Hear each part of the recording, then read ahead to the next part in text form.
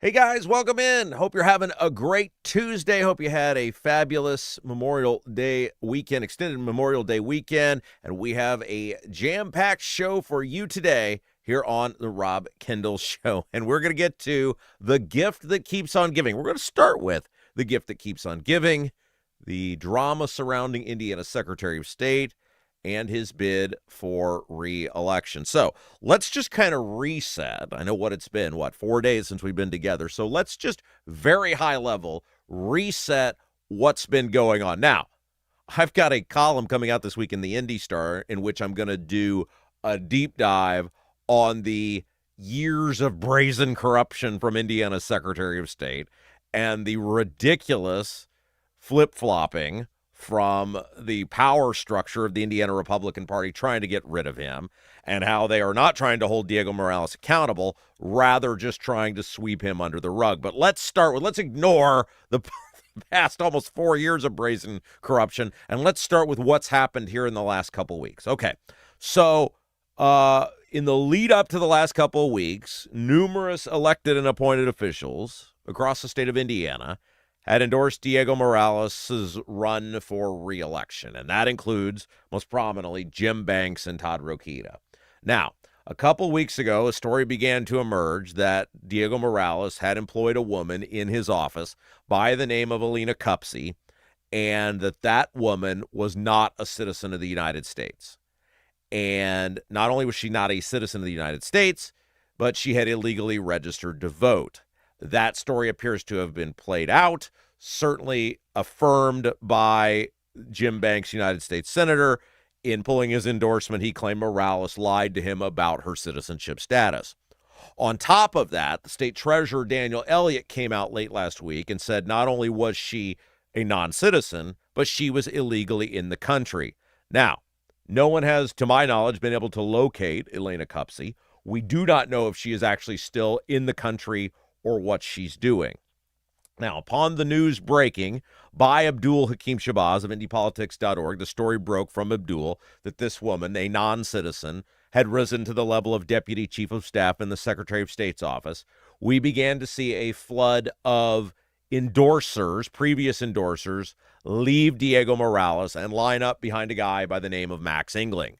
Max Engling is an official in the office of Senator Jim Banks. And what is laughable is these people, and when you put their endorsements side by side, they're almost verbatim. It's almost like they just hit copy and paste. See Diego, see Engling endorsement. And these people who for years who have known exactly what Diego Morales is have done this with no shame whatsoever. No, in many cases, no acknowledgement that there was a flip-flop. And if there was an acknowledgement there was a flip-flop, it was just like, well, these things happen, right? I endorsed him. Now I endorsed this guy. Whatever. Bygones be bygones. We're on to Engling now. And the party, in a unified voice, the power structure in a unified voice, has tried to anoint Engling as some sort of Reagan type of figure who will single-handedly cure all the ills that ail the republic. On Friday, I think it was Friday, all these days run together, I think it was Friday, Diego came out amid rumors that he was going to drop out of the race, that he was going to drop out of running for re-election for Secretary of State, and told the entire group of people who have turned against him to smooch both of his butt cheeks, and he was staying in the race, and he would take his campaign to the convention and would leave it up to the delegates to decide. Because don't forget, Diego is sitting on $1 million to run at this convention, and you can burn a lot of houses down with $1 million. Okay, so that brings us to the governor. So the governor got asked late last week about what he was going to do now, about what he thought about Diego Morales, what he thought about the new entry Max Engling into the race, what he thought about Rokita and Banks and the rest of these people leaving the Morales campaign. And here's what he had to say according to the Indiana Capitol Chronicle. He said, I'm staying out of it.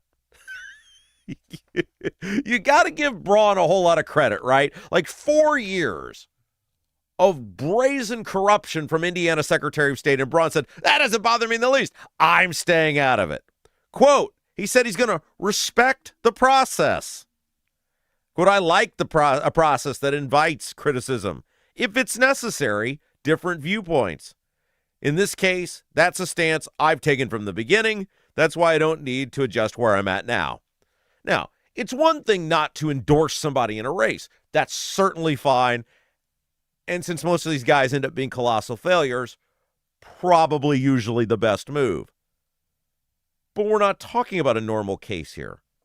We're talking about a Secretary of State who controls everything from elections to businesses to auto dealers. I mean, the Secretary of State in the state of Indiana is probably the second most important office.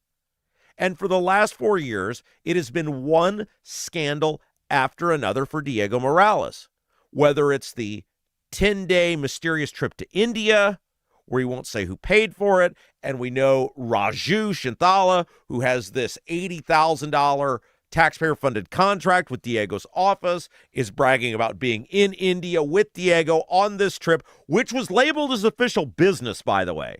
There's no wiggle room on this. The India trip by Diego's office was said to be official business on some sort of mysterious economic development mission, which is weird because the Secretary of State has no economic development authority.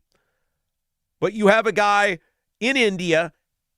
We don't know what he was doing. We know he claims, some sort of economic development mission. He brings a guy with him who has an $80,000 taxpayer contract, but we don't know what he does. And that guy is bragging about selling visa access while he's on the trip with Diego in the city we know Diego met with the mayor. That wasn't enough to get Braun to speak out.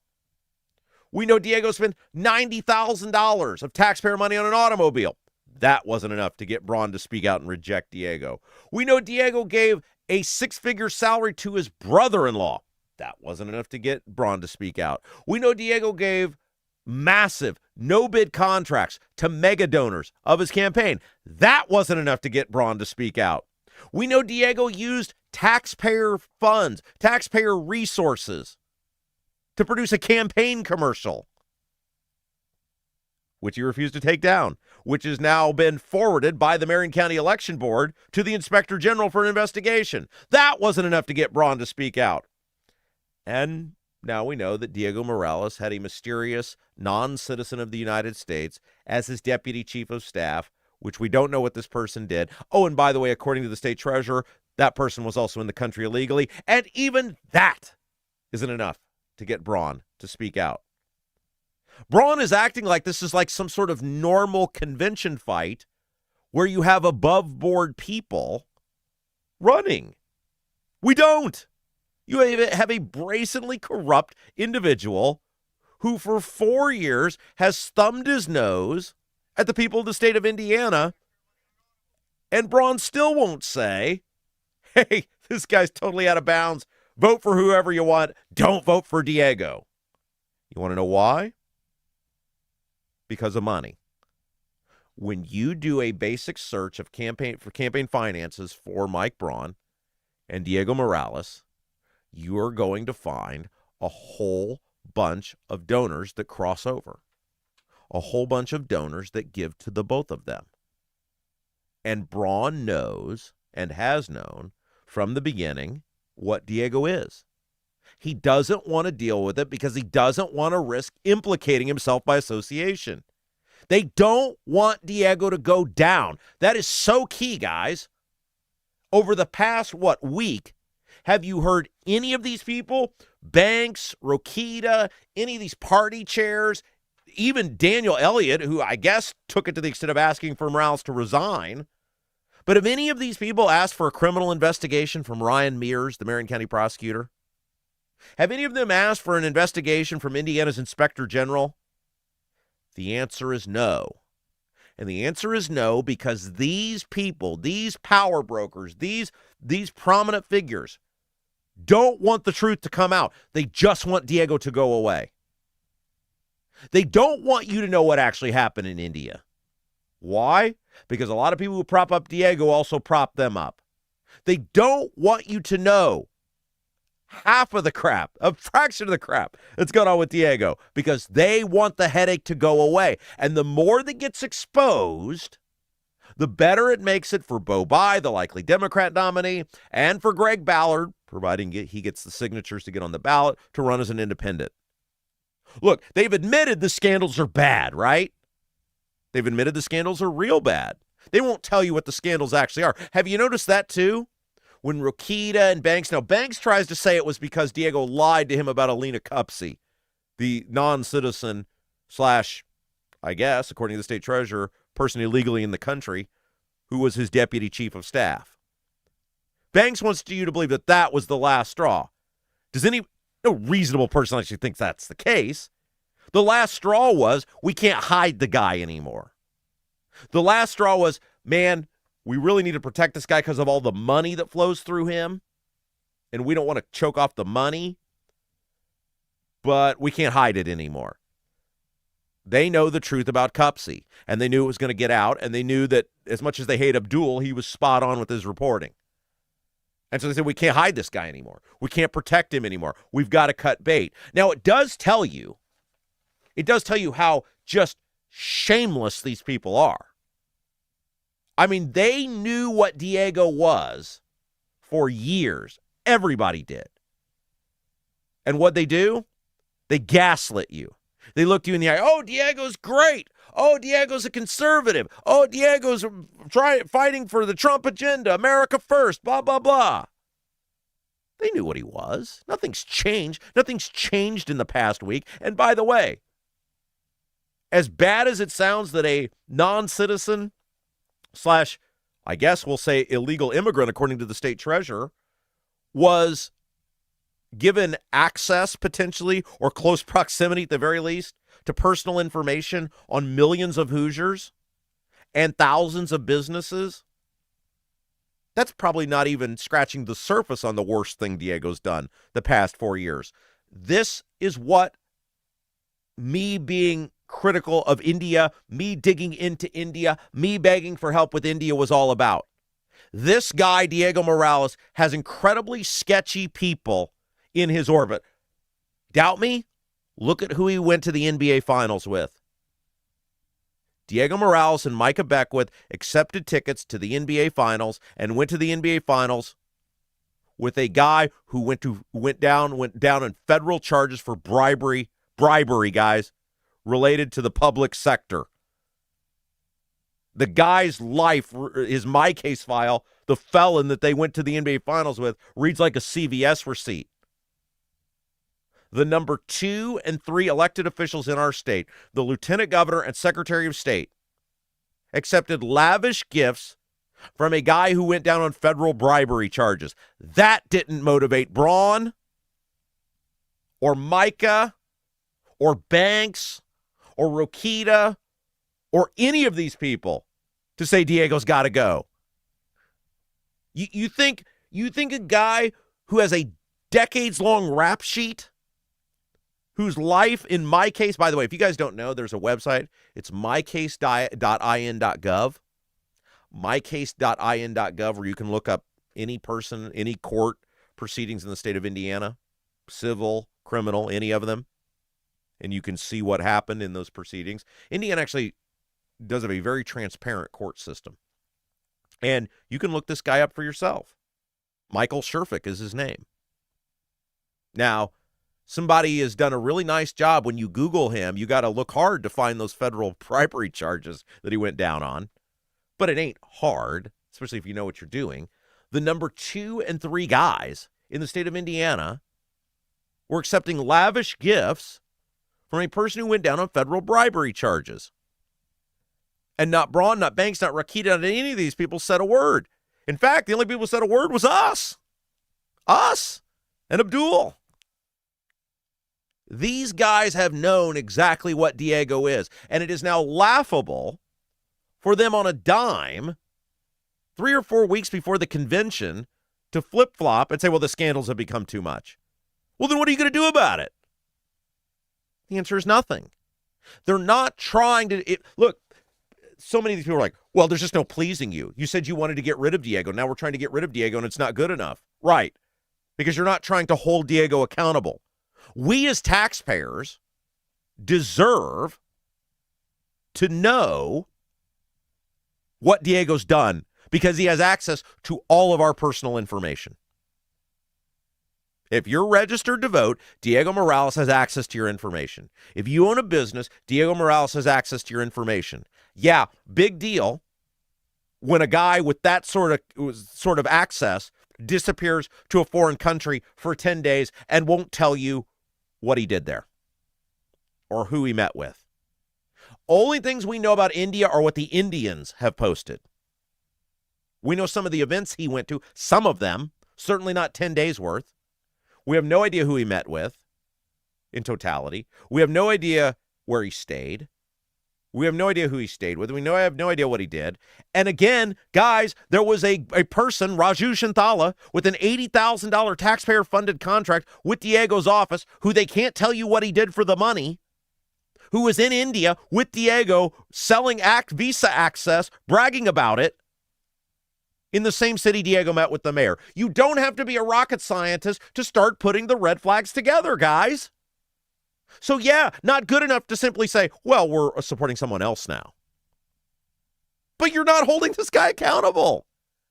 You're just trying to make him go away. And Braun, who told me a year and a half ago in our final meeting together, oh, that's being dealt with, don't worry about it, won't say anything. He's acting like it's some sort of normal convention fight, like it's just a normal group of people getting together, picking their favorite candidate. This is not normal at all. The Republicans are frozen in fear because they're stuck. They're stuck. And I'm going to come back to that in a second. You guys ever notice when Braun speaks, he can't ever human? Like he speaks, he says words, and then you try to put them together and you're like, what the hell did he just say? Listen to this quote. I've never made an endorsement, Braun said, according to the Capitol Chronicle. I think the two individuals that changed their minds did. That's why I like transparency, competition, and the more choices you have, the better. I've gone through the two toughest campaigns probably in the history of the state. Running for Senate, running for governor, each one of them, they were full of competition and choices. From the primary through the general election. Okay, first of all, neither of Braun's elections were conventions. They were like actual elections where people went in a primary and voted. But second of all, Mr. Governor, what about the brazen corruption? Screw the election, screw the convention. What about the 4 years of brazen corruption and this guy, Diego Morales, in one shady position, hanging out with one cast of shady characters after another? What about that? When do we get answers on that? The answers we don't. Because the answers would be very bad for the Republican Party, which is what this is all about. Look, 2 weeks ago, I wrote that article in the Indy Star laying out exactly what is going to happen if Diego Morales is the nominee. And what is going to happen is if Greg Ballard is on the ballot as an independent, if he gets the signatures, there will be a flood of voters in central Indiana who, one, still have a very high opinion of Ballard to begin with from his time as mayor of Indianapolis, and two, are fully aware of the numerous scandals surrounding Morales. See, that's the kicker, right? I did an interview yesterday. My friend Chuck Pullen as a morning show over on WJOB, which is up in the region in northwest Indiana. And he said, hey, would you come on and talk with our audience about the Diego saga? Because he said, we don't get it up here. We don't get this news. We don't get this information. And so we spent about 30 minutes, and I got done, and I said, dude, there's no way to do Diego in 30 minutes. Like, to take somebody from scratch, you guys, it's like building, right? Every day we talk about this. You guys have been engrossed in this. Many of you, the old WIBC listeners, for years. I don't have to set everything up every time. There's no way to even scratch the surface on Diego in 30 minutes. But the reality is, most of the damage to Diego Morales, if he is a general election candidate, will be done in central Indiana because the Indianapolis media has covered Diego. And look, Greg Ballard will place ahead of Diego Morales in some counties if he's the nominee. Certainly in Marion County. I think Greg Ballard will beat Diego Morales in Marion County.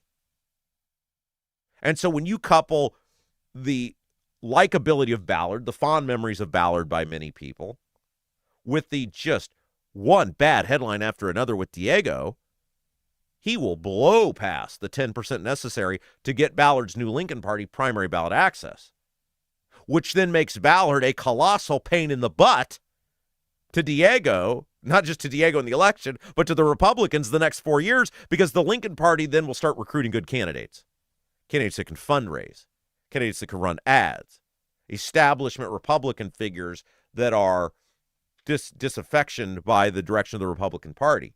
This won't be the Libertarians. And you guys know I have a great affinity for the Libertarians, but this will not be the Libertarian Party guys. And as it relates to the Secretary of State, if Ballard gets past that 10%, which he will, the majority of those votes are going to come from Morales, which means the Republicans will lose the office. It means Bo Bai, if indeed he becomes the Democrat nominee, will become the next Secretary of State.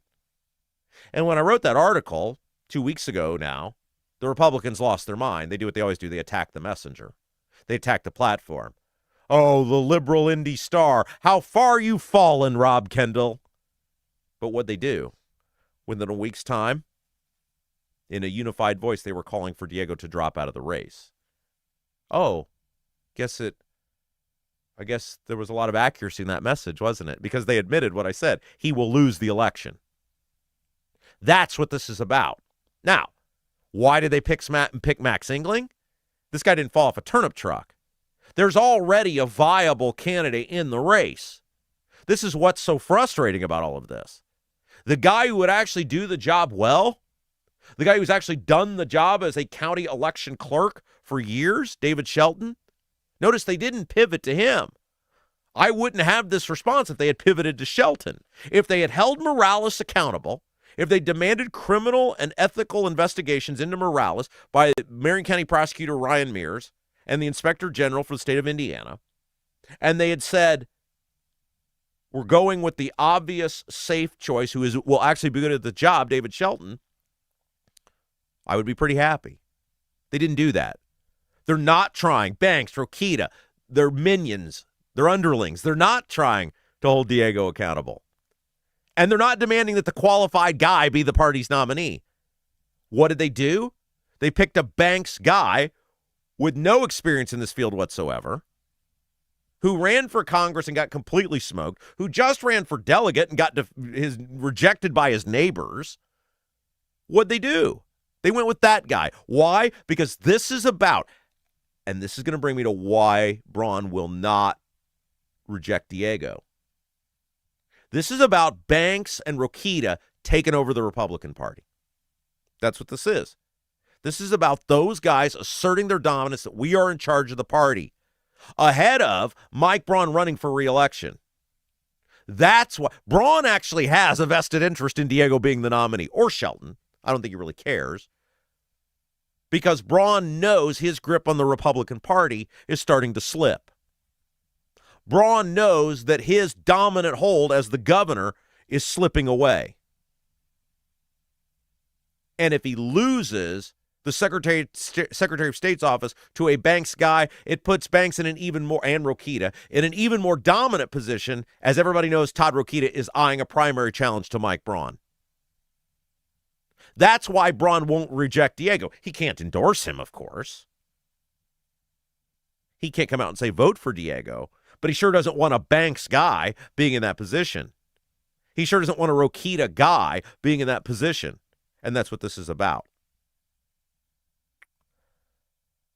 Braun said, quote, I think the delegates will now have another choice, and I respect the process. Whenever you try to intervene and say this or that, I don't like that in general. Well, Braun also knows he has an approval rating of the Night Stalker. He knows he's hated inside the Republican Party. He knows it's not like his endorsement's going to sway people one way or another. Look, it's going to be fascinating to see whether the delegates are going to eat this crap that Banks and Rokita are shoveling down their throat.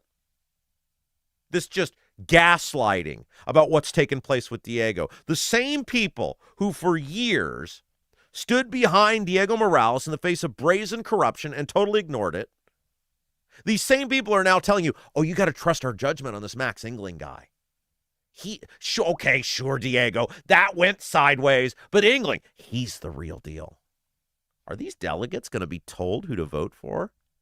Are these delegates going to just eat this crap sandwich that Banks and Rokita are handing them? This is going to be fascinating to me. Hey, guys, if you're looking for something different this weekend, if you're looking for a different sort of environment for a great dining experience, check out our friends at the Honeysuckle Hill Bistro in Brazil. Now, Brazil, a little bit of a trip, but the Honeysuckle Hill Bistro, totally worth it. It's a destination. It's located on the water, scenic waterfront view with outside seating, so you can relax, breathe, and enjoy a made-from-scratch meal. And as they call it at the Honeysuckle Hill Bistro, who's your grub? Now, menu option is amazing. All sorts of choices, all sorts of options. You can find it by just Googling Honeysuckle Hill Bistro. But our friends at the Bistro, their recommendation, the Hoosier breaded tenderloin, which they think is the best in the state. Down-home food made with love. The Honeysuckle Hill Bistro is open Friday and Saturday and Sunday. Now, normally, they're open just for dinner on Fridays and Saturdays. But this week, 1 week out of the month, the Honeysuckle Hill Bistro opens for lunch. And this Friday, guys, is that week. So this Friday, you can check them out for lunch or dinner, Saturday for dinner, and Sunday is the brunch buffet. Incredible dining options, down-home food made with love. It's so Hoosier hospitality. The Bistro is in the home of the owners, Andy and Jody. You can get your reservation today by just Googling Honeysuckle Hill Bistro or calling 812-443-3003, 812-443-3003. And by the way, our guy Andy, one of the owners of the Honeysuckle Hill Bistro, he's making the new sign you're going to see very soon for the Rob Kendall Show. He's almost done with it. It's awesome. Andy and Jody are huge supporters of our show. They've been with me for years on State House Happenings. Support people who support the Rob Kendall Show. Get a fabulous meal on the water. Beautiful scenic view in the process. Honeysuckle Hill Bistro in Brazil. 812-443-3003. All right, let's take a break. When we come back, gas is a little cheaper than it's been in the past because we suspended all the taxes. And Braun said that may not be the end of it. We'll find out. How low can gas go? We'll talk about it. Coming up next, you're watching Rob Kendall Show.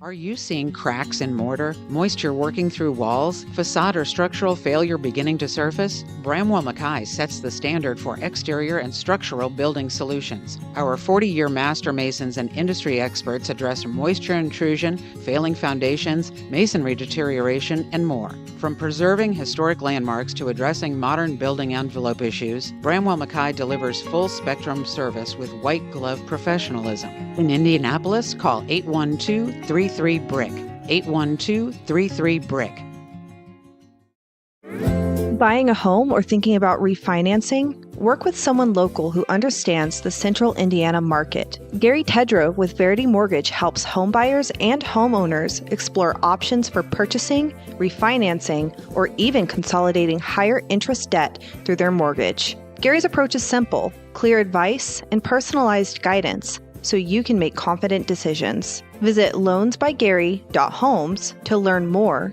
or get started today. You've got nothing to lose but dollars on your mortgage payment. So call for a free, no-obligation quote, 317-695-5179. Gary Tedrow, NMLS number 179207 with Verity Mortgage, NMLS number 70345, an equal housing opportunity lender. Is your driveway showing signs of wear? Freeze-thaw cycles, road salt, environmental buildup like mold and dirt can all cause unsightly damage that can end up in an expensive repair. That's where Seal Now comes in. Seal Now are the clean, seal, and stain professionals that can help you protect your outdoor surfaces. Got a worn-out fence or deck? They can revive the look while providing long-term protection. Call today, 317-548-2002 or visit sealnow.com. Not only will you get a free estimate, but mention you heard about Seal Now on the Rob Kendall Show and receive 20% off any long-term sealing project.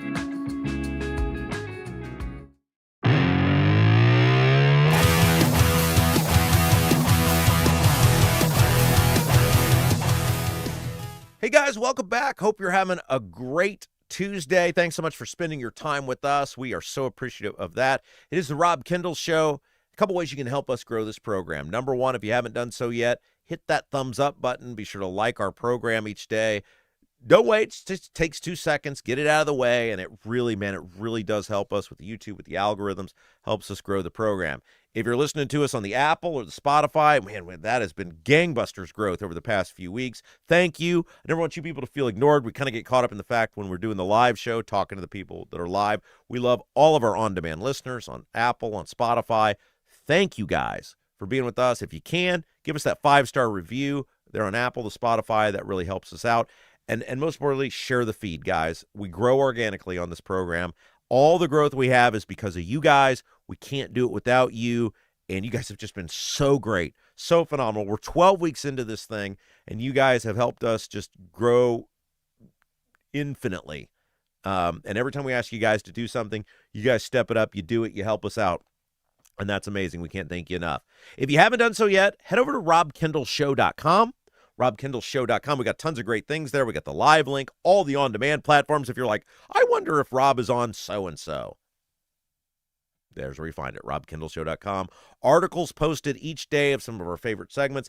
And we've got the live show link up there to get your tickets. If you haven't done so yet, man, that would be a great opportunity for you to support our show and have a fun evening out. You know, we throw out these little ways that you can help the show and ways you can help us grow. This is a big one, right? We'd love to have a great house. We'd love to have a sellout event. We're getting there. Tickets are going quick, but let's keep that going. If you're looking for ways to help the show, and again, this actually helps you out, right? It's an evening out. June the 27th, Mad Hatter Comedy Club, Event Center in Greenwood. We'll be doing the live one-man show. We're going to tear the house down. We'll have laughs. We'll have fun together. We'll roast the politicians. It is going to be so much fun. Would love to have you join us. June the 27th, Mad Hatter Comedy Club and Event Center in Greenwood. Get your tickets now. robkendallshow.com. robkendallshow.com. We got the live link up there where you can get your tickets. Look forward to seeing you then.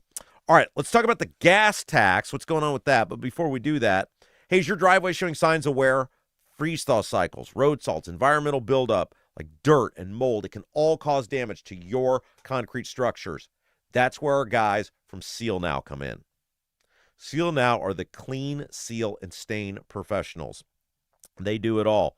Whether it's your driveway, your sidewalk, your patio, whatever it might be, Seal Now can bring it back to life. And they do more than just concrete.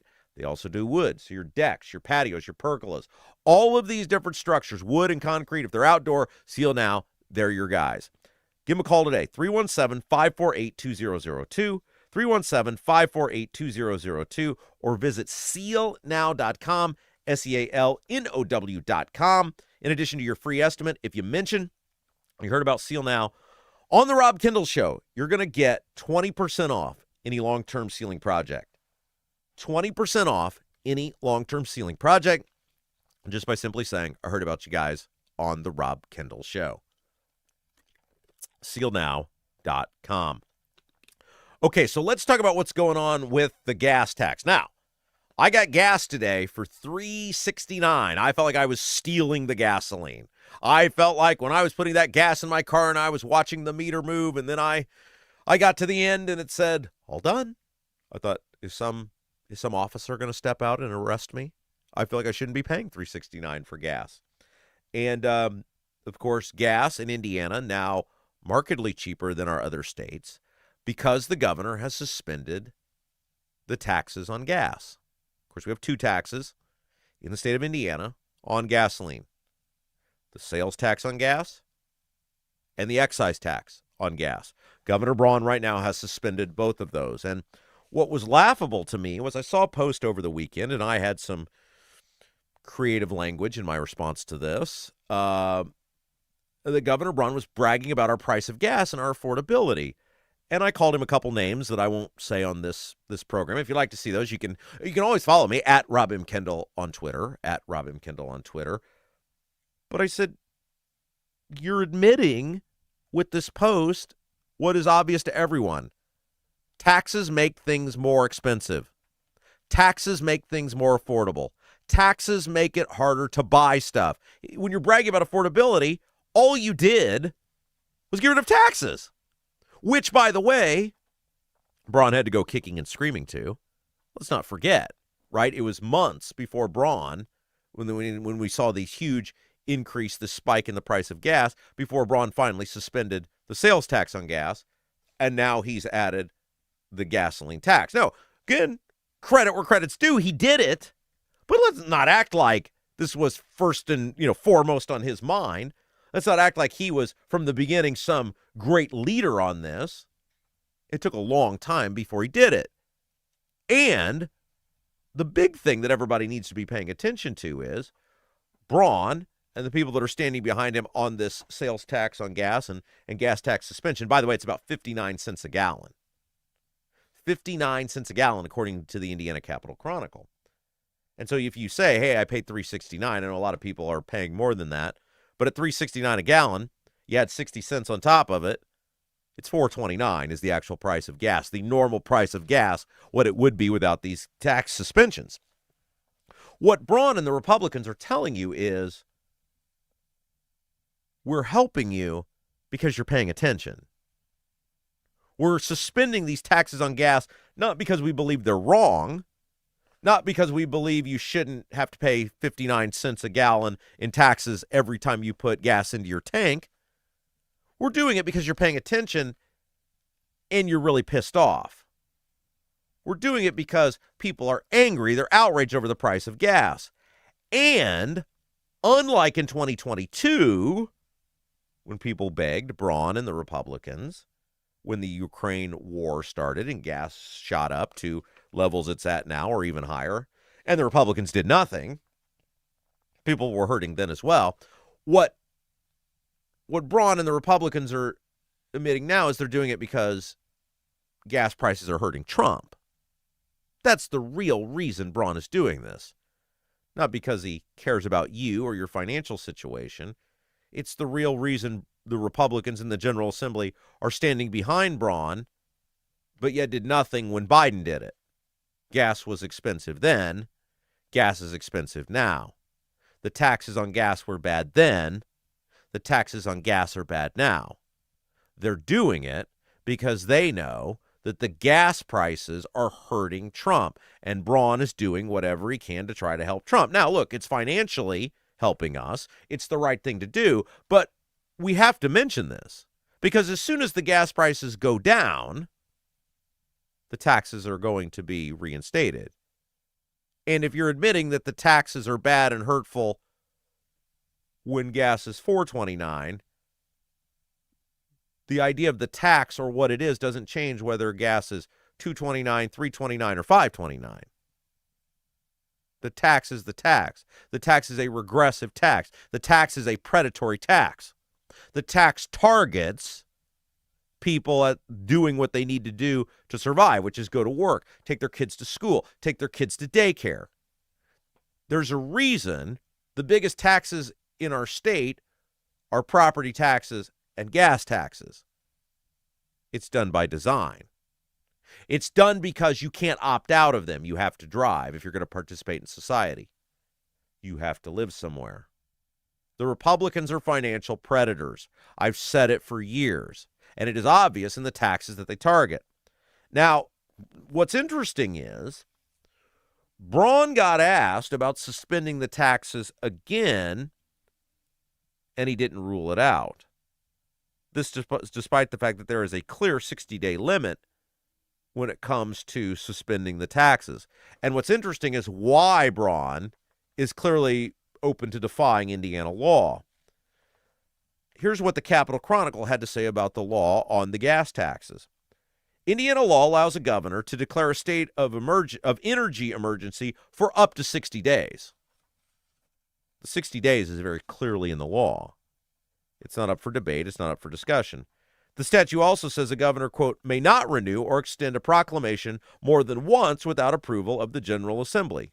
He has extended that proclamation once. Again, it's in black and white. When Braun got asked about what he plans to do next, because he was asked what he plans to do June the 7th when these suspensions expire, which would not only be the 60 days, it would also be the one renewal. He said, quote, according to the Capitol Chronicle, I'll be looking at that. it does, yes, look like there might be some flexibility to continue it. Well, I did pretty well in reading in public school. Got A's in elementary school when they had reading as a grade. And right here it clearly says state of energy emergency for up to 60 days. I can read that. And it says may not renew or extend a proclamation more than once, which Braun's already done without approval of the General Assembly. What's fascinating is what Braun's doing. The law is very clear. But Braun is basically saying someone would have to sue me to stop it, right? Like that's how our laws work. Lawmakers do things that are illegal or unconstitutional. It takes someone filing a lawsuit in order to stop them. And Braun is saying two things. One, because we know no Republicans will do it, which Democrat in an election year is going to be the person who sues to make someone pay more for gas? Braun is daring Democrats to sue him. He's saying it'll take a lawsuit to stop me. I don't think the Democrats in an election year are going to come out and go, hey, this is unconstitutional and you people need to pay more for gas. And if they do, and then Braun loses in court, he'll be able to say, well, I tried. It's those pesky, rotten Democrats that made you pay more for gas. Vote accordingly. I mean, that's what his goal is. He's trying to goad the Democrats into suing him. Because the reality is Indiana banks so much of its road funding on the taxes on gas, ignoring pleas from people like me years ago when they went all in on the tax on gas as their primary road funding source, that they can't stop it forever. I mean, or even indefinitely. They don't have the ability to do that. Braun wants to play victim. Braun wants to be sued here. Now, if he really wanted to fix the issue, he would say, hey, to remove all doubt, I'm immediately calling a special session. You know, special sessions, guys. What he did for Trump when Trump wanted redistricting. You know what I'm talking about when I talk about special sessions? That sort of special session. You know, the special session we begged him to call on property taxes that he refused to because he said special sessions were pointless. Think about the hypocrisy of Braun. When the General Assembly was about to pass a horrible bill on property taxes, which everyone hates, he said, no point in doing that because there's not a will of the General Assembly to pass anything different. So I'll just sign this bad bill into law. When it came to redistricting, which clearly the General Assembly didn't have the will to pass because they voted it down, Braun did call the special session because Trump demanded he do it. Now here we are, and he has an opportunity to help everyone continuously at the pump. And instead of passing a clearly illegal additional suspension of the sales tax on gas, he could just call a special session and give the General Assembly a voice. But no. He's not going to do that. What's interesting is the Capitol Chronicle said they reached out to the Attorney General's office, that's Todd Rokita, and said, quote, the Attorney General's office did not respond to questions about whether additional extensions of the energy emergency would be legally permissible without action from lawmakers. Now, in fairness, Todd Rokita was very busy at the Indianapolis Motor Speedway the past week. He was very busy with photo ops. I'm sure he didn't have time to weigh in on this very important issue in which hundreds of millions of dollars is at stake and hundreds of millions of dollars of taxes are on the line. Rokita was very busy hanging out with Fox and photo-opping with his fellow attorney generals and bloviating and glad-handing, and he just didn't have time to get into it. Because, heaven forbid the guy do his frickin' job, right? I mean, there's photos to be taken. There's votes to be swayed. He doesn't have time. Oh, and, it's not like he's had months to figure this out, right? It's not like we've been at this gas tax suspension for almost 60 days now.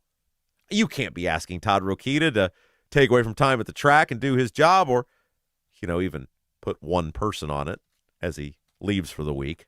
So the Attorney General, whose job it is to issue advisory opinions on key legal issues and defend the state in court if they get sued, he was unavailable for comment. Again, guys, the takeaway from this for you should not be whether gas is $3.69 or $4.29 or $4.39 or whatever. It should be whether gas is more or less expensive. The takeaway for you guys should be Our state government is willing to screw you as long as they think you aren't paying attention. Our state government, our Republican state government, is willing to stick it to you as long as they think they can get away with it. They're suspending the sales tax. They're willing to screw you as long as they think politically it won't harm them or their party. You're suspending the sales tax on gas because everyone's paying attention to the price of gas. Everyone's outraged at the price of gas. Everyone's pissed off at the president and his policies with Iran, which we'll get to here in the next segment. And so the Republicans said we got to do something about the price of gas. The gas tax is bad no matter what the price of gas is. The gas taxes are predatory no matter what the price of gas is. And that should be your takeaway. Your government will screw you as long as they think you can get away with it. And then when they unscrew you, they want some sort of rousing round of applause. Hey guys, buying or selling your home is a massive transition. It can feel overwhelming. Lauren Wilson, realtor with At Properties, knows this. And she wants to be the advocate that's in your corner, that confidant, that voice of reason, that person you can depend on throughout the entire process. With Lauren Wilson, you get her undivided attention. You get her in your corner. She's a Hoosier lifer. She's a military vet. She would love the opportunity to get to know you and your story so she can sell your home for maximum dollars and put you in the next place that's right for you. Lauren Wilson, realtor with At Properties. Give her a call today. Get to know her. 317-590-2290. 317-590-2290. Like I said, Lauren Wilson, Cascade High School graduate, Plainfield resident, Hoosier lifer, and the right person to get your next home, to get your home sold and put you in that next home that's right for you. 317-590-2290. Okay. When we come back, look, guys, you know, the focus of our show is Indiana news and politics and government. We will talk about national issues if they affect us here back home. And look, the Iran war obviously affecting all of us back home, certainly with the price of gas and in a whole bunch of different other ways. And Trump did something over the weekend that it's just like, dude, you got to stop talking until you know what you're going to say. All sorts of chaos with these truth tweets, whatever you want to call them, about the deal with Iran that was on, then it was off, then it's done, then it's not done. His own party now is turning against him. Stop hitting send, Mr. President. We'll talk about this next when we come back. You're watching Rob Kendall Show. Right now, everything's expensive. That includes things you need around the house. If your water heater, water softener, or well pump goes out, or even if your toilet stops working, you could be looking at a major expense. Don't let your next call to a plumber break the bank. Call John at Black Sheep Plumbing. John is a Hoosier lifer who takes pride in and stands behind his work. That's why all basic services and repairs with Black Sheep Plumbing come with a 2-year parts and labor guarantee, with water heaters having a 6-year parts and tank guarantee. Call or text Black Sheep Plumbing for all your needs today and speak directly with John, the owner. 765-315-7558. That's Black Sheep Plumbing at 765-315-7558. Hi, I'm Lauren Wilson, realtor with At Properties. I would love to get to know you. I know that buying and selling a home is a really big deal. You need a plan in place so you can succeed. And that's where I come in. If you are buying, let me help you find that perfect home. And if you are selling, let me help you find that perfect buyer. Look, we're all Rob Kendall Show fans here. That's why I'd love to get to know you. I'm Lauren Wilson, realtor with At Properties, an Army veteran and a Hoosier through and through. Call me at 317-590-2290.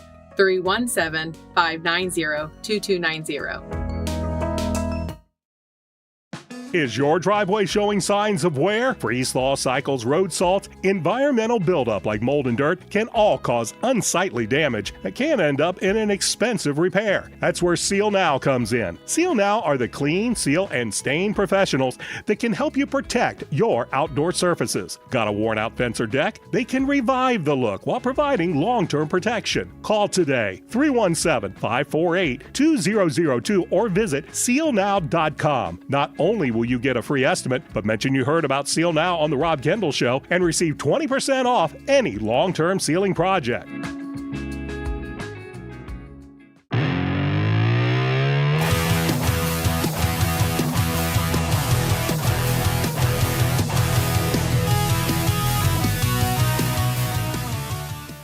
Hey guys, welcome back. Rob Kendall Show. If you're new here, thanks for being with us. Whether you're old here, thanks for being with us. We certainly appreciate you guys helping us grow this program. It's dedicated to Indiana news and politics and government. We do talk some national, and we talk national when it affects us here at home. That's about to be one of our topics that we're going to get into. Again, just a reminder, one way you can really help us grow, if you like what you're hearing today, give us that little thumbs up. That really helps our show grow. It really helps us with the YouTube algorithm. Give us that thumbs up, like the program. Thanks for being a part of it. Also a reminder, if you haven't done so yet, subscribe to our channel. Not only does that help us grow, but it also gives you the ability to be in our YouTube chat community. We love our YouTube chat community. The folks in there, we get hundreds of comments every single day. It's its own little world. It's fabulous. And then at the end of every show, producer Jason, he's monitoring, he's Santa Claus, he's making a list, he's checking it twice. At the end of each show, Jason reads some of the best YouTube comments of the day. He makes you the star, and the way you can be a part of that and have your comment read, potentially, is to be a YouTube subscriber. So if you haven't done so yet, please hit that subscribe button. Those two things really help us out. All right. So let's talk about Trump's truthing over the weekend about the Iran war.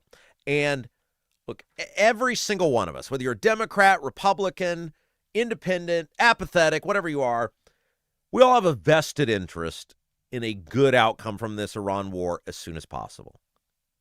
We all do, right? We're all affected by what's going on over there. And everybody defines a good outcome differently, obviously. But for me, a good outcome is one that puts real, tangible safeguards around that Iranian regime. Not just with their nuclear power, but with their state sponsor of terrorism. If you weren't going to get those two things, why did you ever go in? That's the question that has to be asked. If you're not going to walk out of there definitively being able to tell the American people how, one, you are stopping their nuclear program, not just reining it in, right? Not just putting some hurdles to it, but stopping it. And how you're going to cut off Iran's ability to continually be the world's largest state sponsor of terror. What were you doing? What was the point of any of it? And so a lot of people get focused on the Strait of Hormuz and this and that. There's no way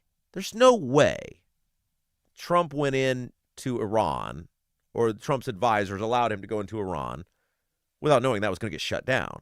Like, that's what blows my mind, is that anybody thinks there was any surprise in what happened with gas prices. That was always going to be the outcome. Gas prices were always going to go up. You think Iran was going to be like, well, they're killing us left and right. They're blowing up our buildings. They're crushing our military. We'll just let oil keep flowing through here and we won't cause any disruptions whatsoever. No. Iran is a cornered animal. When you corner an animal, they lash out. They're going to attack you any way possible. They're going to hurt you any way possible. And the obvious answer to that was cutting off oil flowing through the Strait of Hormuz. And that's what happened. Iran, the biggest card Iran had to play was disrupting the American and world economy. And they did it. And to some extent, it's working based on the fact that they still have a functioning government. Now, of course, the Americans took out, the American military took out some key players, a lot of military bases, things related to the nuclear programs. But the same set of lunatics with the same set of ideals is still in charge. And we're what? Let's see, we're all of March, all of April, now all of May. We're 3 months in, and they're still there. So if you're the Iranians, it's been pretty successful based on what you can realistically hope to have occur or obtain. I mean, really, you can make a case, and I said this with the Ukrainians when Russia went into Ukraine. You define winning by staying alive. When your success is judged by do you still exist, it's a pretty low bar to hop over. And the Iranians still exist, and they're causing huge havoc with the American government, with the American economy, with the world economy. And that's always their goal. It's like Survivor, outwit, outlast, outplay, and just hope they give in an election year. And so it brings us to what happened this weekend, where Trump sent out this Dickens novel on Truth Social Media, claiming essentially a deal was imminent with the Iranians. And Trump does this a lot, and sometimes it's like, okay, that's just annoying. And then sometimes you're like, okay, now you're causing real havoc, in which he puts out these tweets making definitive statements without anything definitive in his back pocket. You can't, as the commander-in-chief, and again, it's never just some one-sentence thing or two-sentence thing. It's these block, bizarre paragraphs with capital letters, words in all caps and exclamation points, and it's impossible to read. Like, it hurts your eyes to have to read it. And it's just like, you cannot run the U.S. military this way, sir. So Trump puts out this Dickens novel about how he's got this deal imminent with the Iranians, about how it's going to be this awesome deal, about how it's going to be amazing, and all these people are on board. But then there's no details of the deal. And, of course, then that leads to reporting from various news outlets, from anonymous sources, about what's in the deal, which is not good. Look, whether the sources are right or wrong, you as the President of the United States do not want uncertainty as it relates to foreign policy in the U.S. military. I heard this years ago with the economy. And in many ways, it's true with our foreign policy. When it comes to the economy, Wall Street can deal with good news, and Wall Street can deal with bad news. The economy is very resilient. What will tank an economy, what will cause mass havoc is uncertainty. When people don't know what the rules are, when people don't know what's going to happen tomorrow, when people don't know how to engage for success. Same thing is true with our foreign policy. You can't leave your own side guessing, sir. And that's what happened. By his own side, I mean people in his own party, people who have been his biggest fans, like Lindsey Graham. So as these details of what's allegedly in the deal start to leak out, big-time Trump supporters started turning against Trump. Names, like I said, include Lindsey Graham and Roger Wicker, who is a senator from Mississippi, and Ted Cruz. These guys start blowing a gasket because what they're hearing as a part of this deal, they say won't stop the Iranians to their satisfaction. And their satisfaction is stopping the Iranians from rebuilding and establishing a nuclear weapons program, which was supposed to be the whole point of the war. So by Trump tweeting out this long-winded thing without any details, and apparently not having his own side on board, not telling his closest supporters what's in the deal, he's now instantly turned these people against him. And again, no one knows the actual details of the deal. The biggest thing that has Graham and Cruz and Wicker pissed off, and by the way, again, it's not like you have a huge margin for error in the U.S. Senate. And you know Tom Tillis hates your guts from North Carolina. You know Cassidy, who you just took out in Louisiana, who still has a vote, hates your guts. You know Rand Paul is not a fan. You know Collins is not a fan. You know Murkowski is not a fan. I mean, you've got all these people who already don't like you. And now you're pissing off people in your own camp because the biggest thing that they're worried about is this deal supposedly has a 60-day ceasefire to finalize details on Iran's nuclear program. And what Cruz and Graham and Wicker are saying is these guys do this all the time, Mr. President, where they claim, okay, yeah, we're on board. We just need, 2 months to figure everything out. Sure. And then behind the scenes, they're rebuilding the nuclear program because they know that you're not coming in there to take them out. Cruz put out a tweet essentially saying this. He said, quote, if the result of all that is to be an Iranian regime, still run by Islamists who chant death to America, now receiving billions of dollars, being able to enrich uranium and develop nuclear weapons, and having effective control over the Strait of Hormuz, then that outcome would be a disastrous mistake. Now, who knows if that's the actual deal? The problem is you got guys on your team. It's now friendly fire, Mr. President. And you've created this problem by putting that tweet out there without any details or informing these people of what's actually in the deal. I mean, apparently there was no, behind the scenes of Trump going to these people going, okay, here's what's in the deal. Here's what we're working on. What do you think about it? That's what needs to happen. You got to have all the guys you could possibly have on your team before you go out running your mouth. So it got so bad that Trump had to put out another truth, essentially contradicting himself and claiming no deal was actually done. He said, quote, the negotiations are proceeding in an orderly and constructive manner, and I have informed my representatives not to rush into a deal in that time is on our side. Both sides must take their time and get it right. There can be no mistakes.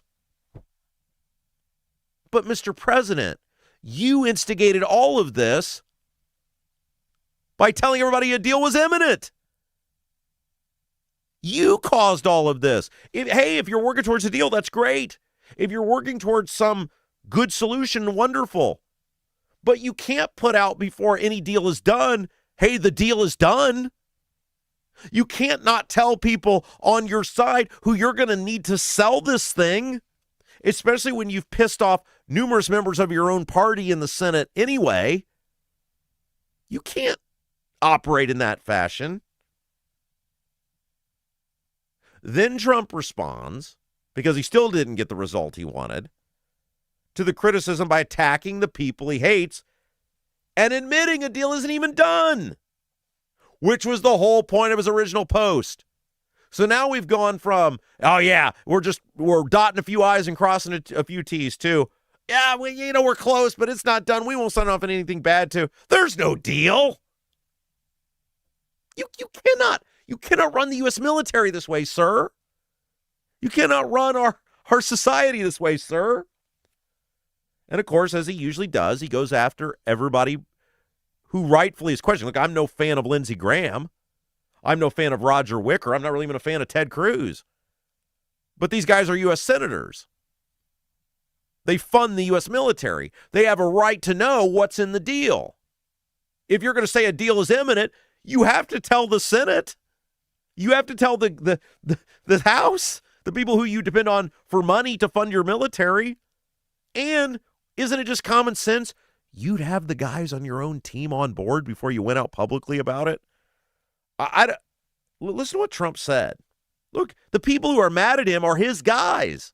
I mean, the usual suspects, the Tillis, the Cassidys, they're upset with him. But it's his guys, and he looks so petty and childish going after these other people who don't have anything to do with this. Quote, I laugh at all the Democrats, rhinos, and fools who know nothing about the potential deal I am making with Iran. Right, because you won't tell them. You anoint this deal that it's so great and it's so wonderful, and then you don't give anybody information. Things that haven't even been negotiated yet. Then how can you say the deal was so great? Sir, Mr. President, how can you say this deal is so great if now you're like, well, things haven't even been negotiated yet? Weak and ineffective people like failed Senator Tom Tillis, soon out of office. Bill Cassidy, who just suffered a massive primary loss. really bad Congressman Thomas Massie, a major sleazebag who lost in a landslide to a great American patriot endorsed by Trump after showing tremendous disloyalty to his party and country, and almost all Democrats. Sir, can we just, people's lives are at stake. The American economy is at stake. The future of our country is at stake. The ability to afford gas is at stake.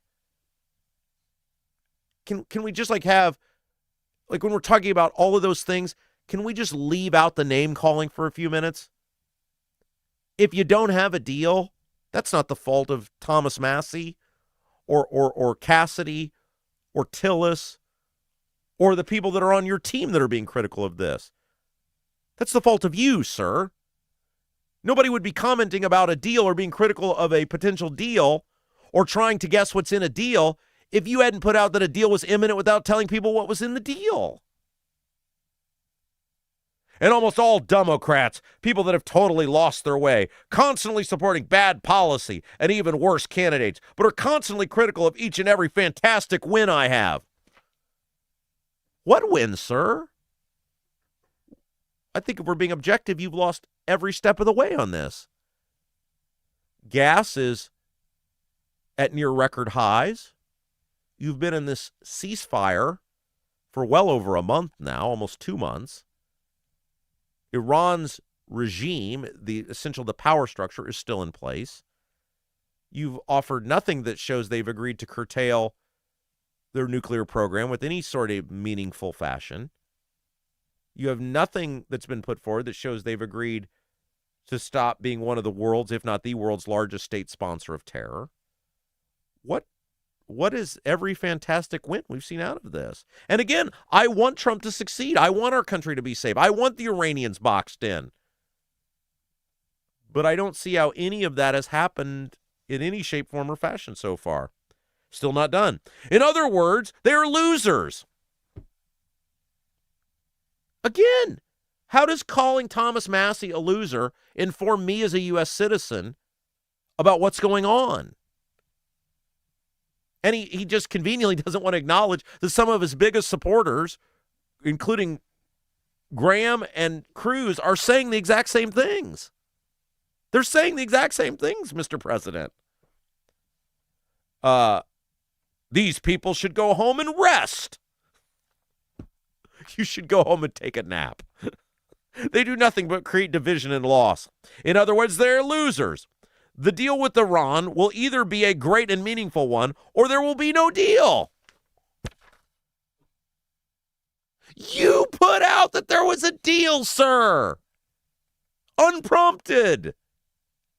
No one made you do that. No one said, please, Mr. President, put out 93 consecutive sentence in block paragraph form that no one can actually read with all sorts of caps, bizarre punctuations, and bad grammar. You did that. You've created all of this mess by that tweet. If you were close on a deal, great. Don't put it out until there's a deal. If you still had things left to finalize, then don't put it out. He's still not done. The deal with Iran will either be a great and meaningful one, or there will be no deal, which was the status quo, right? That's what negotiations are. It will be the exact opposite of the JCPOA disaster negotiated by the failed Obama administration, which was a direct path, an open path to a nuclear weapon for Iran. No, I don't do deals like that! Exclamation point. And then he signed it President DJT from his official Truth social media account. It does not make you a hater or a loser or a bad guy or a never-Trumper or having TDS or whatever the name-calling of the moment is to say, Mr. President, I'm a congressman. Mr. President, I'm a senator. Mr. President, I'm in charge of funding our military and these military operations.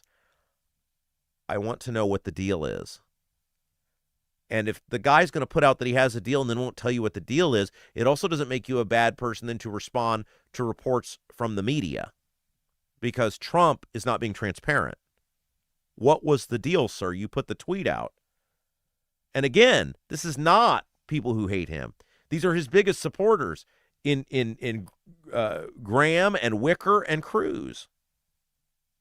Okay, then it gets worse. Then Trump randomly starts truthing out supposed parts of the deal, which no one has still seen or agreed to. Like it was just over the weekend. It was just one thing after another. So, quote, I think it was last night he did this.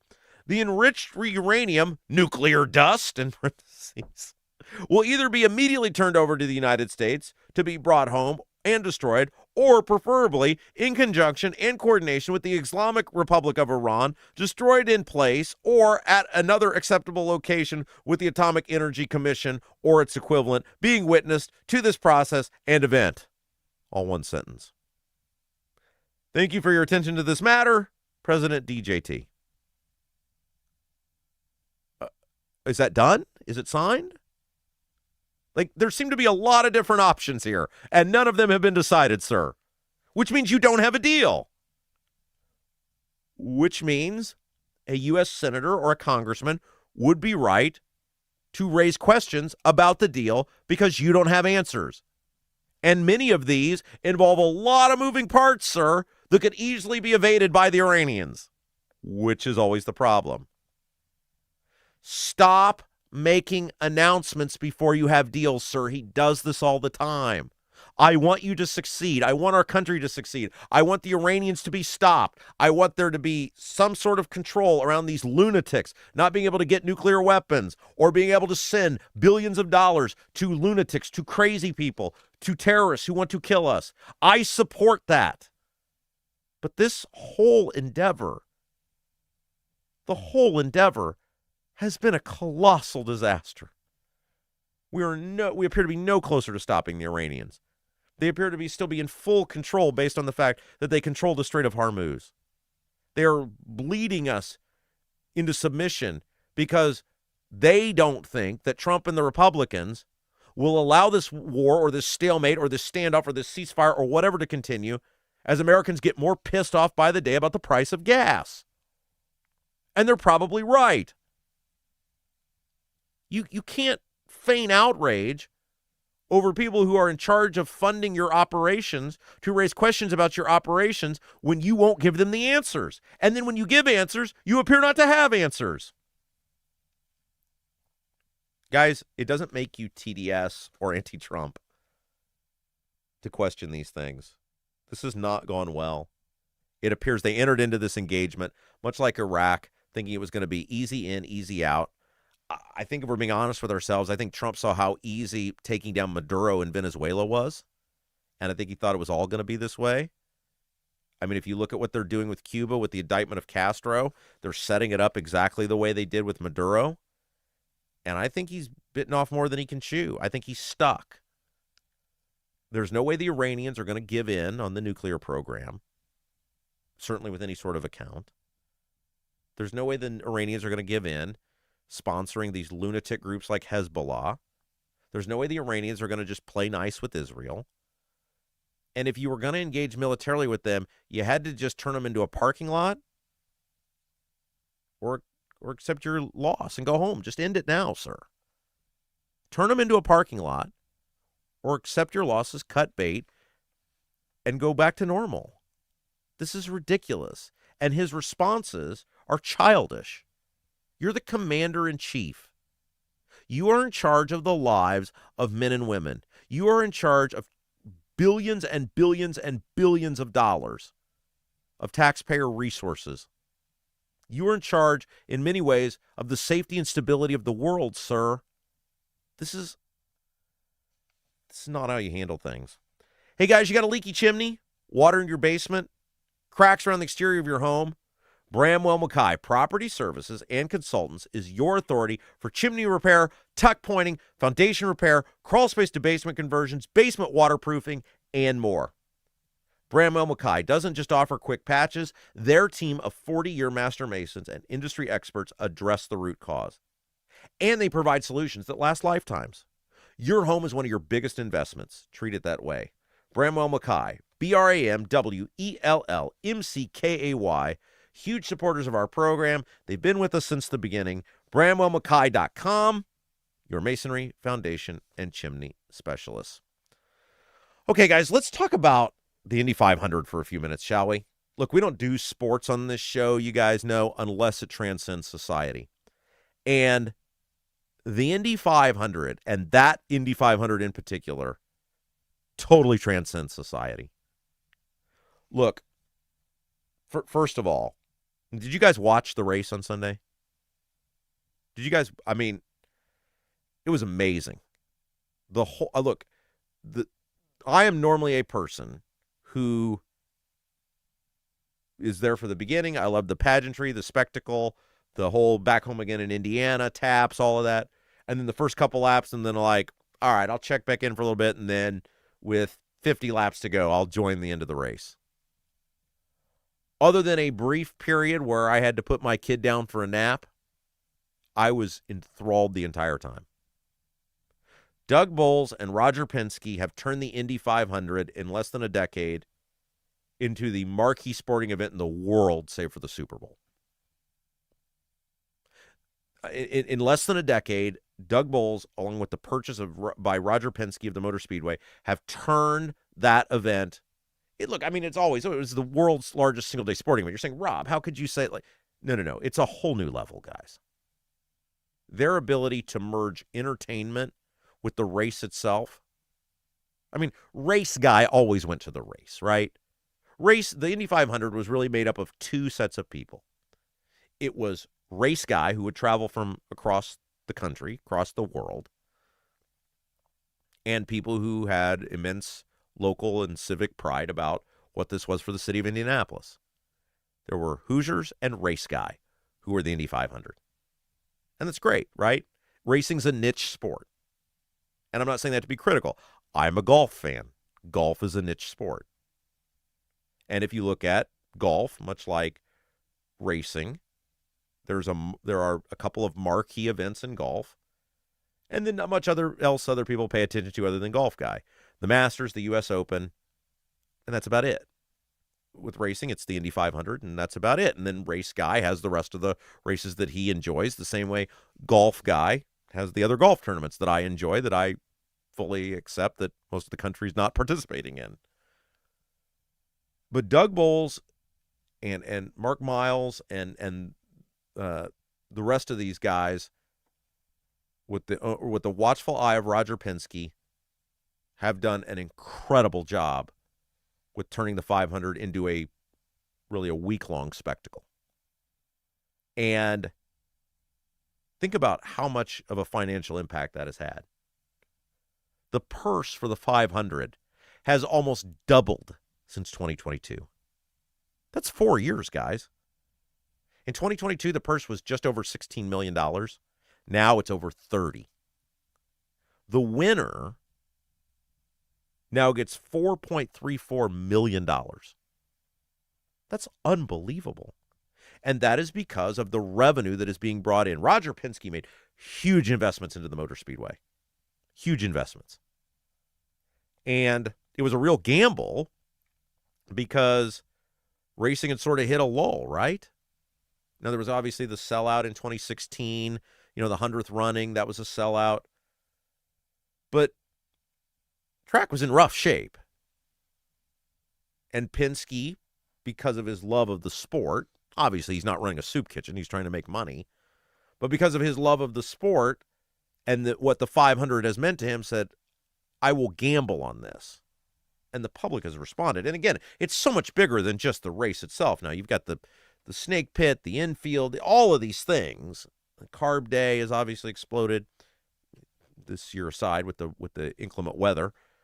But it is phenomenal. And look, a big part of this, guys, especially locally, there's been an increase in interest in the 500 locally because it's been on television. You guys know I'm a radio person. But being able to watch that race from start to finish, it's just better on television than the radio. I'm sorry. I have great friends who work for the IMS radio network. That radio call is phenomenal. They do an awesome job. If you are forced to listen to it on the radio, you're getting just the best broadcast. It's great. It's always has been great. It always will be great. I'm not saying anything about the quality of the broadcast. It's phenomenal. If you got to get in your car and go somewhere, it's the picture they create is wonderful. I am sorry, though, having watched the 500 the last couple of years with the blackout lifted from start to finish, it adds so much, and it attracts so many more people. We're a visual society.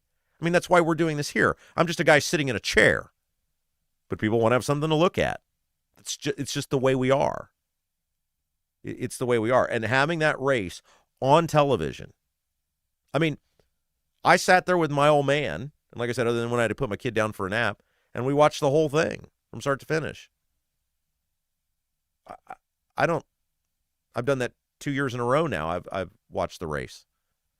I don't think I've ever sat through an entire race just because I'm not a racing guy. I love the pageantry. I love what it does for our city. I love what it does for our state. I love the showcase. I love hearing Back Home Again in Indiana. I love the opening couple laps, and then I'm like, all right, I'll see you later.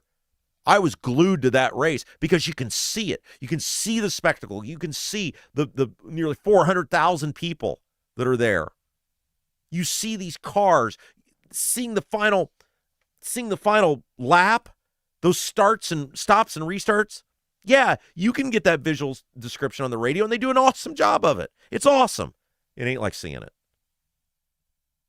And so casual race fan, by casual race fan, I mean like someone like me who is drawn in once a year or could be drawn in once a year, chooses to participate for the whole, 3.5, 4 hours?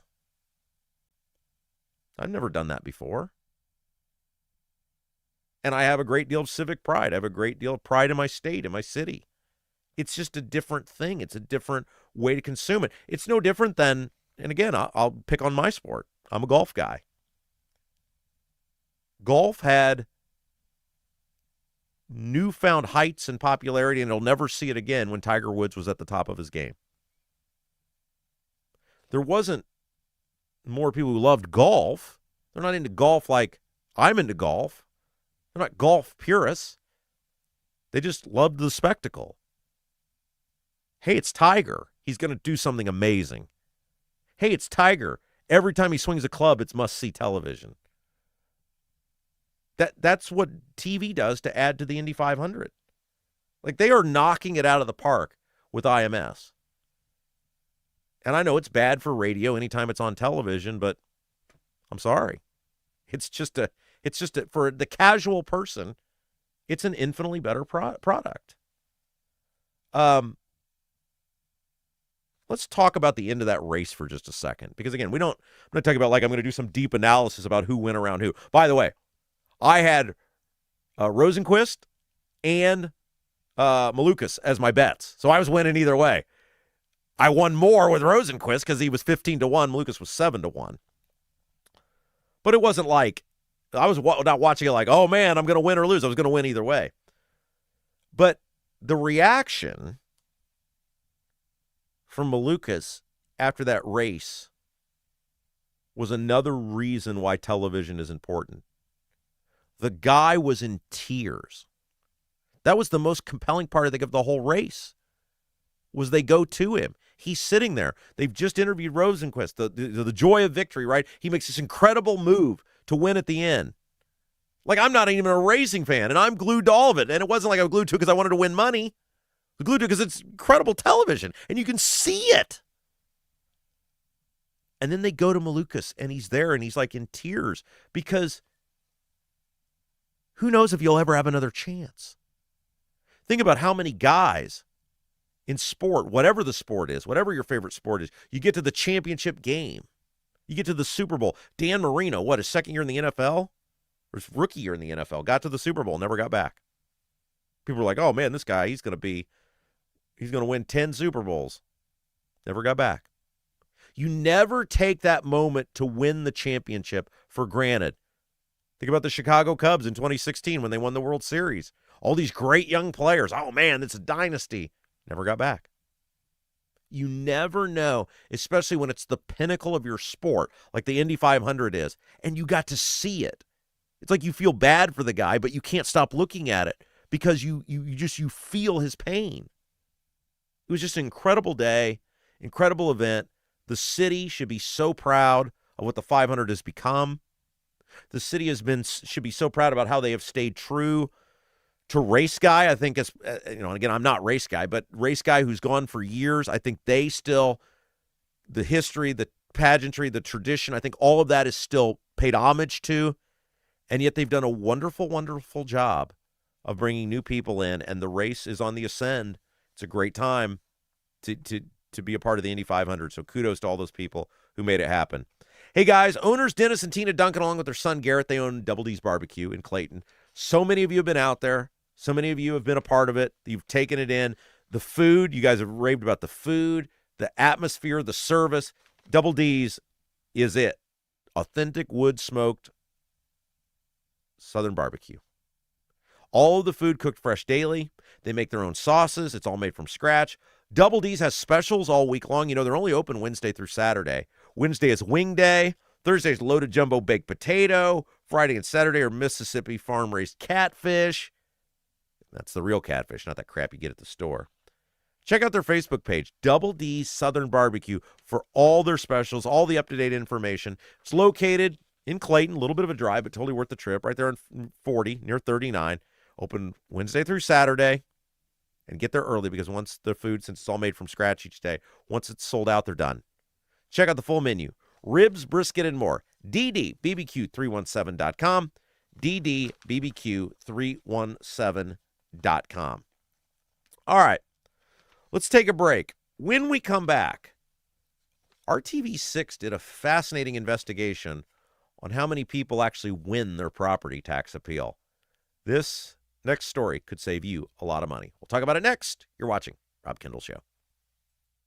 Is your driveway showing signs of wear? Freeze-thaw cycles, road salt, environmental buildup like mold and dirt can all cause unsightly damage that can end up in an expensive repair. That's where Seal Now comes in. Seal Now are the clean, seal, and stain professionals that can help you protect your outdoor surfaces. Got a worn-out fence or deck? They can revive the look while providing long-term protection. Call today, 317-548-2002, or visit sealnow.com. Not only will you get a free estimate, but mention you heard about Seal Now on the Rob Kendall Show and receive 20% off any long-term sealing project. Are you seeing cracks in mortar, moisture working through walls, facade or structural failure beginning to surface? Bramwell Mackay sets the standard for exterior and structural building solutions. Our 40-year master masons and industry experts address moisture intrusion, failing foundations, masonry deterioration, and more. From preserving historic landmarks to addressing modern building envelope issues, Bramwell Mackay delivers full-spectrum service with white-glove professionalism. In Indianapolis, call 812-33-BRICK. 812-33-BRICK. Your bathroom fan could be secretly costing you thousands of dollars in damages. Most people don't even know this until the damage is done. With over 18 years of bathroom remodeling experience, here are 3 signs your fan is failing you without spending a dime on inspections. Sign number 1 is if you have foggy mirrors after you shower. This shows that your fan isn't pulling out enough moisture, which creates the perfect environment for mold. If you have a properly functioning bathroom fan that is the right size for your space, you shouldn't see much fogginess on your bathroom mirror at all. Sign number 2 is if you have bubbling, cracking, or peeling paint in your bathroom. This means moisture is soaking into your walls, slowly breaking down drywall, and even causing the wood framing behind it to rot. Sign number 3 is if you have mold buildup on your fan, ceilings, or walls. This is terrible for your health, but also could wreck your bathroom, costing you a fortune. If you're noticing any of these signs, here's what you can do. Call Vent Savvy today at 317-300-4434. That's 317-300-4434, and mention Rob for a free attic inspection.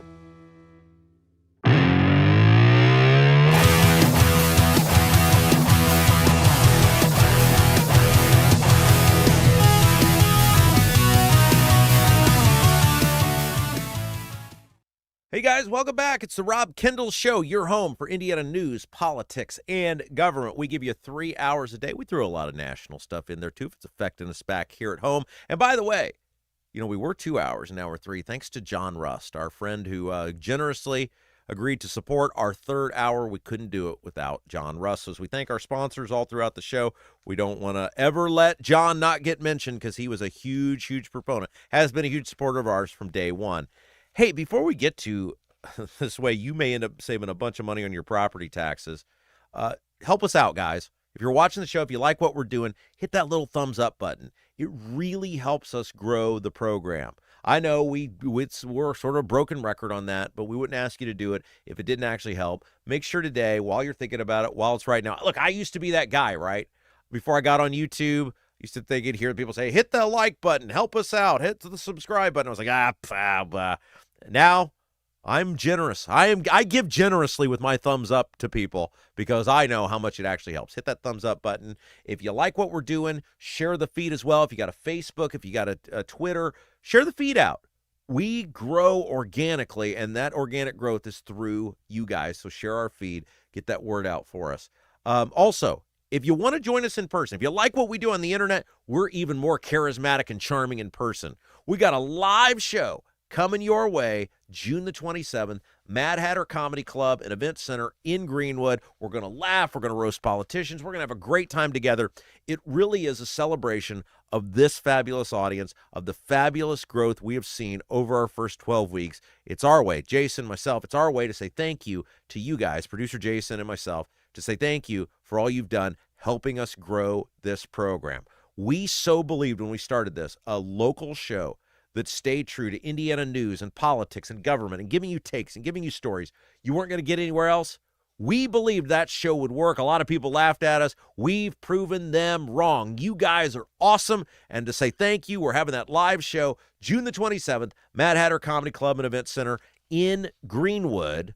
All you got to do to get your tickets, if you're like, man, how can I help this show? Well, in the case of getting your tickets, you can help our show and have a fun night out. Just head over to robkendallshow.com, robkendallshow.com. Click that ticket link there. There's a ticket link at the top of the page. Get your tickets. Come have fun. Come hang out with us. Come celebrate the show and have a fun evening out. June the 27th, robkendallshow.com.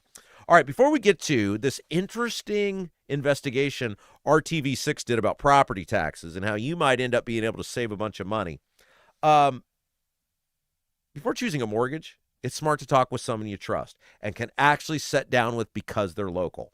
That's where our guy, Gary Tedrow, comes in. He's a local lender helping bring buyers and homeowners across central Indiana together with home purchases, refinancing, and strategies to manage debt using equity. Gary focuses on education and guidance so you understand your options before making a decision. No pressure, just solid advice from someone like you. To see what's possible, head over to loansbygary.homes. Loansbygary.homes. You got nothing to lose but dollars on your mortgage payment. Call for a free, no-obligation quote. 317-695-5179. 317-695-5179. Gary Tedrow, NMLS number 179207 with Verity Mortgage, NMLS number 70345, an equal housing opportunity lender. All right. Coming up later this week, we got a lot of guests coming up this week, guys. Tomorrow, David Shelton is scheduled to be with us. We're going to talk about his run for Secretary of State. We're going to talk about all the craziness going on with Diego Morales and the Republican Party and Banks and Rokita. All these people rescinding their endorsements. Braun and Mike are refusing to weigh in. Shelton will be with us tomorrow. We'll talk about the future of the Republican Party. Nikki Kelly will be with us tomorrow. She's back from a little well-deserved vacation. She'll be with us. We'll talk about some of the biggest stories going on with Indiana politics and government. Then on Thursday, Jamie Rittenauer is scheduled to be with us. She's also running for Secretary of State. She ran for governor a couple of years ago, got on the ballot. Talk about Greg Ballard trying to get signatures. Jamie Rittenauer pulled it off a couple of years ago. We'll talk about her campaign for Secretary of State. We'll talk about if she can be the surprise that nobody's talking about. And we got a lot of stuff going on this week, guys. A lot of big guests. Join us. And by the way, speaking of Secretary of State guests, I have reached out to Diego Morales. I've sent him an email. I've reached out to people close to his campaign. I've reached out to somebody close to his office. I have tried a whole bunch of different ways to get to Diego Morales. I think that would be the most fascinating interview maybe in the history of Indiana politics and government. I think that interview might break the internet. And if somebody knows Diego, if they can get to Diego, you got nothing to lose, man. Everybody's turning on you. You might be able in one interview to show those people what a fighter you actually are. Look, you know the things I'm going to ask you. You know the things I'm going to be critical on. But the one thing we got in common, all of us, right? Even the audience, we despise those politicians that are trying to take you out. Now, the taking you out may well be deserved, but we despise those people that are trying to do it to you. Show you're a fighter, Diego. Get back to me. We'd love to have you on the program. All right. So WRTV6, Kara Kinney, investigative reporter, had a fascinating article saying something I've been pleading with people to do for years: make assessors at least explain your property tax increase. According to this investigation from RTV6, you've got almost a 50-50 shot of getting a positive result.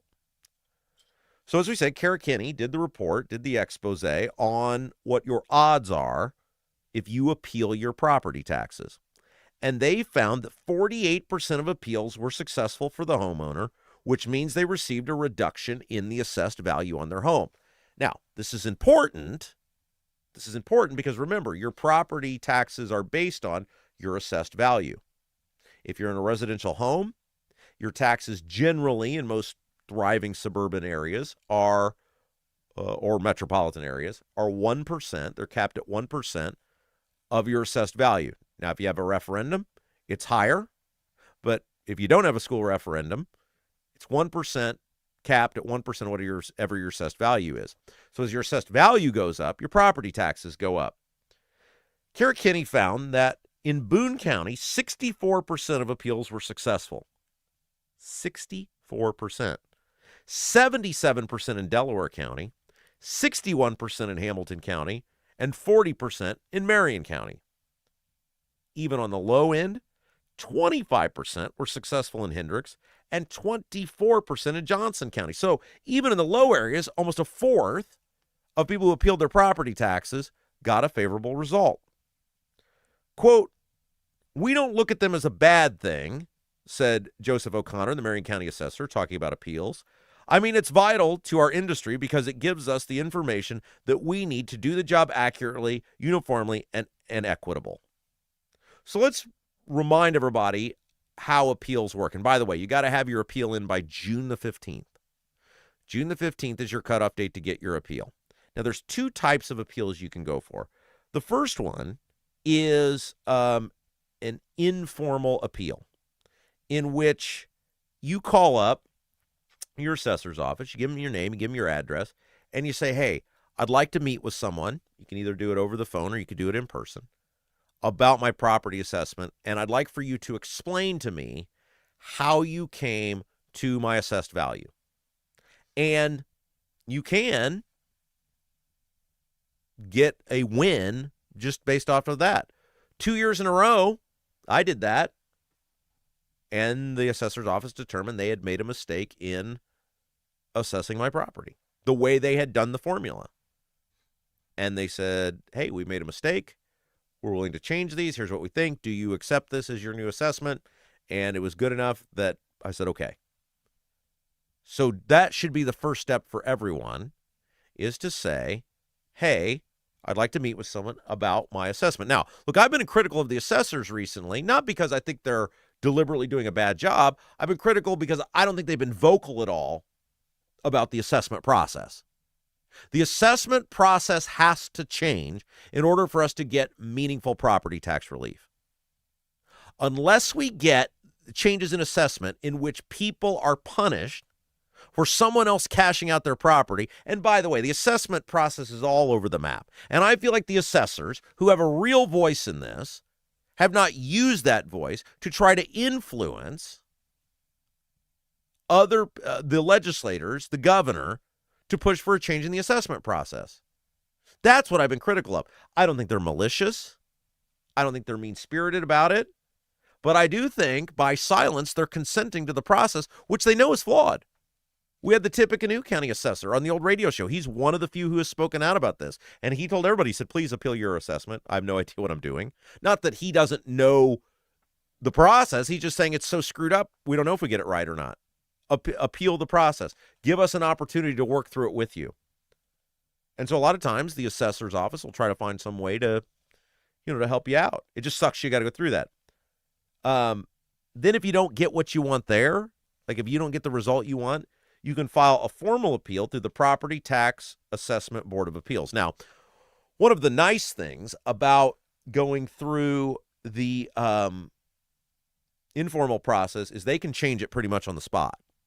The appeals board can take forever. They're way backlogged, guys. Like you're talking a year or more in some cases. And that obviously isn't going to fix the issue in a timely fashion for you. The informal process, a lot of times they'll check, they'll see, hey, did we make a mistake? Hey, did we do this wrong? Hey, did we do that wrong? And you can get that pretty much instantaneously. Both times I appealed mine and got the changes through the informal appeal, it was the day of. So I always encourage people to do that one first. If you don't like what you get, you can go to the Property Tax Assessment Board of Appeals. Reminder, you must have your appeal in by June the 15th in order to be eligible.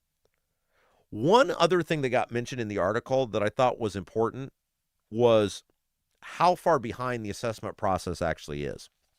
And this is another reason that the whole thing is screwed up.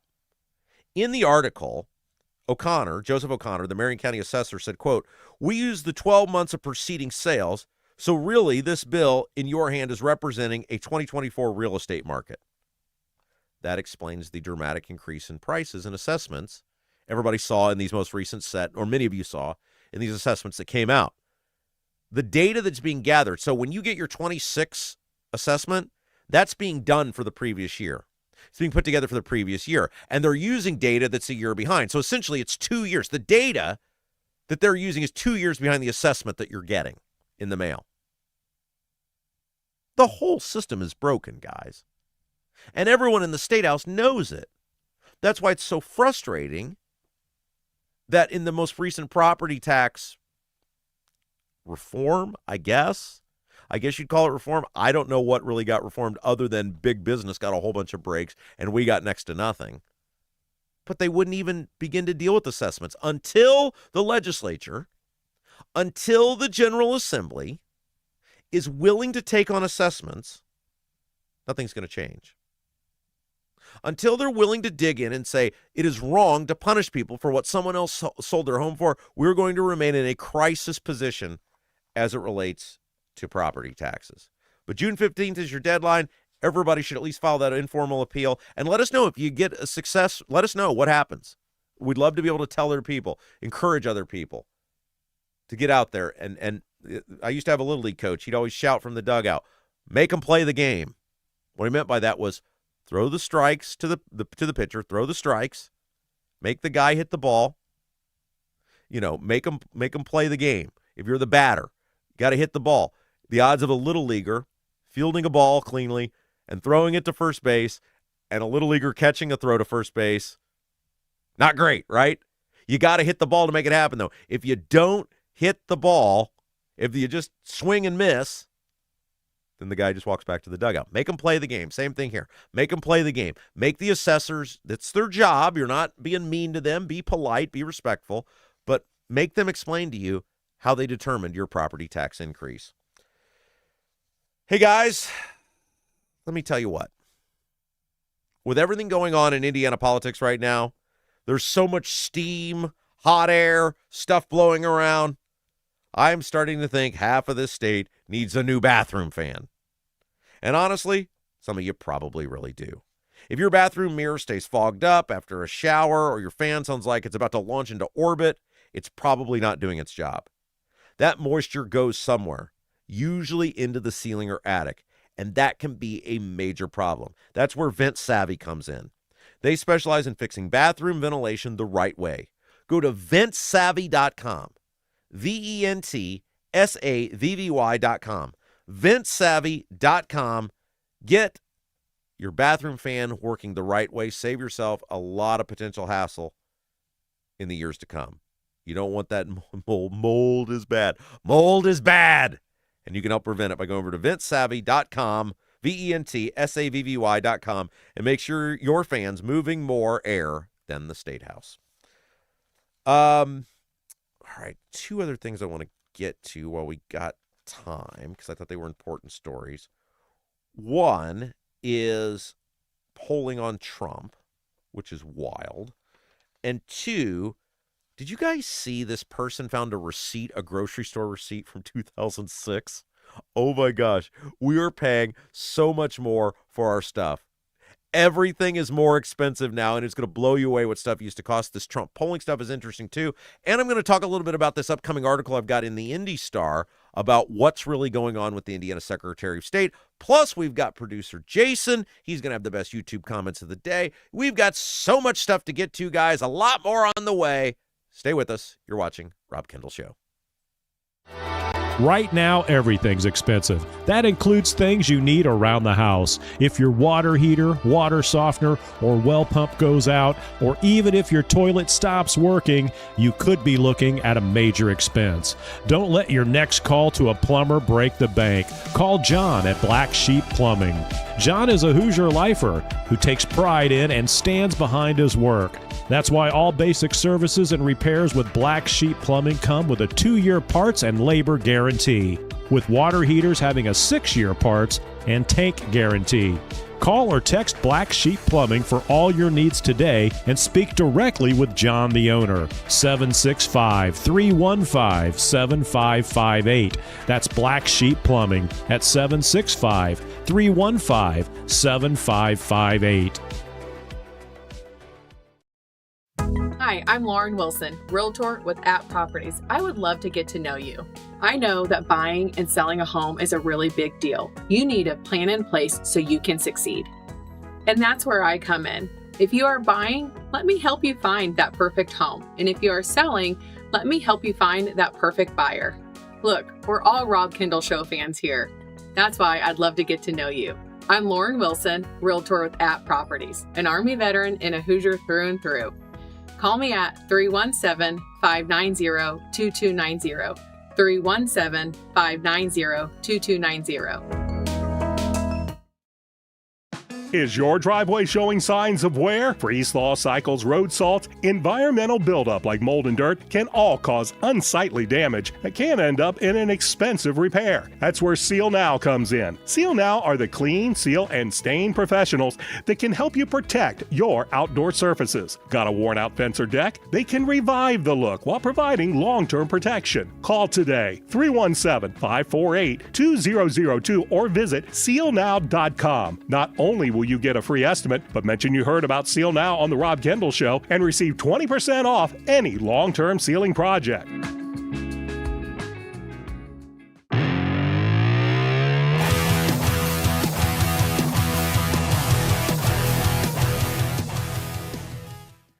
Hey guys, welcome back. It's the Rob Kendall Show, and I was thinking about this last night as I was feverishly pecking away at my keyboard for my new column that's going to be coming out in Indy Star.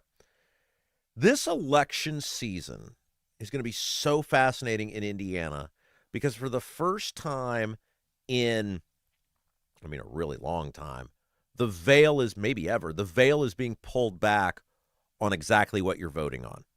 Exactly who the people are that are in charge of our state. And it's kind of the basis for my new column that's going to be coming out in the Indy Star later this week about the Republican response the past week to Diego Morales. And the Republicans in the past, like everybody kind of knows what's going on, but they've been great at hiding what they actually are and what they're actually doing. With the Morales implosion and the embarrassing flip-flops from people like Todd Rokita and Jim Banks and the other party bosses, party chairs, the people in the Congress, like all of these people, you are seeing the mask being pulled back. And what you're seeing in real time is what we've been telling you about for years. And that is that there is no moral basis for anything these people do. There is no, it's not altruistic behavior. It's not about a better life for you. It's not about a better government. It's about party growth and political survival. And whether Diego, and I go into this a little bit in the column, whether Diego survives at the convention or not, it's irrelevant. The cat's already out of the bag. The Diego Morales implosion is showing everyone exactly who these people are. And I've said for years, the only way that the Republican Party in Indiana is going to change is for them to start losing some elections. The only way you're actually going to see a Republican Party that is accountable to the people, that will govern for us, is for them to start losing elections, for them to realize we can't just take voters for granted. And this fall is going to present, in all likelihood, a real opportunity for voters to decide whether they matter or not. Because the Republicans can't be any more brazen about who they are and what they represent. They've now acknowledged that they lied to you for years about Morales. I mean, when Rokita was talking the other day about, I think he said something like the scandals piled up. Oh, so one scandal was fine. 2 scandals was fine. But like, what was the number, Todd? What number of scandals were you like, okay, I'm out? Of course, they've known what he is for years. And they were willing to protect him as long as they thought they could get away with it. Now the Republicans are admitting, we're not sorry we did it. We're sorry we got caught. And now we got to pivot out of this because we're going to lose the office. You know, for the past several months, there have been a lot of you who have been critical of Greg Ballard running for Secretary of State or trying to run for Secretary of State. And I've told you guys from the beginning, I said, it doesn't matter whether Greg Ballard was a good mayor of Indianapolis or not. It doesn't matter whether I agree with specific initiatives he had as the mayor of Indianapolis or not. It shouldn't matter to you either. Because Greg Ballard represents something way bigger than the job he did as the mayor of Indianapolis. Greg Ballard represents, the first time in the history of our state, at least in the modern history, a viable third-party opportunity to send a message that we're not going to tolerate bad Republican governance anymore. Now, I'm not telling anybody to vote for Ballard. I'm not endorsing Ballard. I have no idea who I'm going to vote for. But I've said from the beginning, I find great relevance in Ballard being on the ballot. I encourage everyone to sign his petition to give yourselves an opportunity to decide whether you want to hold Republicans accountable or not. Republicans they're not panicking because of by himself. Look, By is certainly a much more formidable opposition than Destiny Wells was 4 years ago. Sure, of course. He's going to do much better than she did. But they're not panicking because of By on his own. They're panicking because of the combination of By and Ballard. I told you guys from the beginning, Greg Ballard getting on the ballot represents a once-in-a-lifetime opportunity. You have a respected individual who is squeaky clean personally, even if you don't like his politics, who will be able to raise a huge amount of money. And he will be turning much of his opposition to the Republicans. Now, I think we're kidding ourselves to think if it's Ballard and it's By and it's Diego or Engling, whoever it is, that he won't take some jabs at By. He obviously wants to get as many votes as he can. But the stars are aligning to finally be able to hold the Republicans accountable. And it's what I've been telling you guys for months now, which is we need to support Greg Ballard getting on the ballot. Greg Ballard makes everybody better. Greg Ballard being in the race makes everybody better. I had great hope after Rainwater in 2020 that the Libertarians were going to be that. I had great optimism that, hey, all the attention that the Libertarians are getting, maybe some really good people will step up. And they'll start funding this party, and they'll start filling out ballots with candidates. It hasn't happened. There was a nice bump. Jeff Moore, the Libertarian running for Secretary of State, had in 2022. And then since, it's just been back to the complete dumpster fire of a party. Lori Schilling's the nominee. Seems like a very nice woman. We've had her on the show. She seems like a serious candidate. But She's surrounded by a party that has not taken itself seriously. I'm not saying there aren't serious people in the party. There's great people in the party. People like Mark Rutherford have been phenomenal. We love Mark Rutherford. He's a very respected attorney, head of the Public Defender's Council for the state. He's great. There's people like Danny Lundy and people like Sam Goldstein, even though Sam's not a fan of mine. I think he's a serious person. Those people try very hard. The problem is there's also a lot of squirrels. There's a lot of people that it's Dungeons and Dragons Club to them. And so the libertarians have not, despite really good people. I think about our friend Jeremiah Morrill, who does the Boss Hog of Liberty podcast, who's an awesome guy, who's a really respected member of the Henry County community. He's a great voice out there. Gets a lot of mainstream attention. Those guys are awesome. They're overrun, though, by people who don't share that vision of the party. They're fine with it being a closed-door club, and the libertarians haven't taken advantage. They're back to being where they are. They're a 2 to 3% party, which is unfortunate. And so Greg Ballard represents something really different. It's why all the people have been like, well, Ballard this is mayor, Ballard that is mayor. Okay, fine. Ballard this, Ballard that. We'll deal with that when Ballard gets on the ballot. You can criticize everything Ballard did as mayor of Indianapolis. It'll all be fair game, and it all should be fair game. Voting records are public, and they should be held against candidates or used to better the position of candidates. I don't have any problem with that. But what I kept telling people is, get him on the ballot. Let him do it. Let the man cook. We have no idea what sort of candidate Ballard's going to be. But what we do know is his mere presence, and I've said this for months and it's playing out in real time, will hold the Republicans accountable. Bai will be formidable by Democrat standards. He's going to raise $1 gajillion. He looks straight out of central casting. He's not going to say or do anything stupid. He is a great candidate given what we've seen from the Democrats in years past. And he's getting better, guys. Interviewing him a month ago to when I interviewed him back in November, it's night and day. It's night and day. And 3 months from now, he's going to be much better than he is today. Bo Bai, when I interviewed him in November, he looked and sounded like a kid running on his dad's name and his grandfather's name.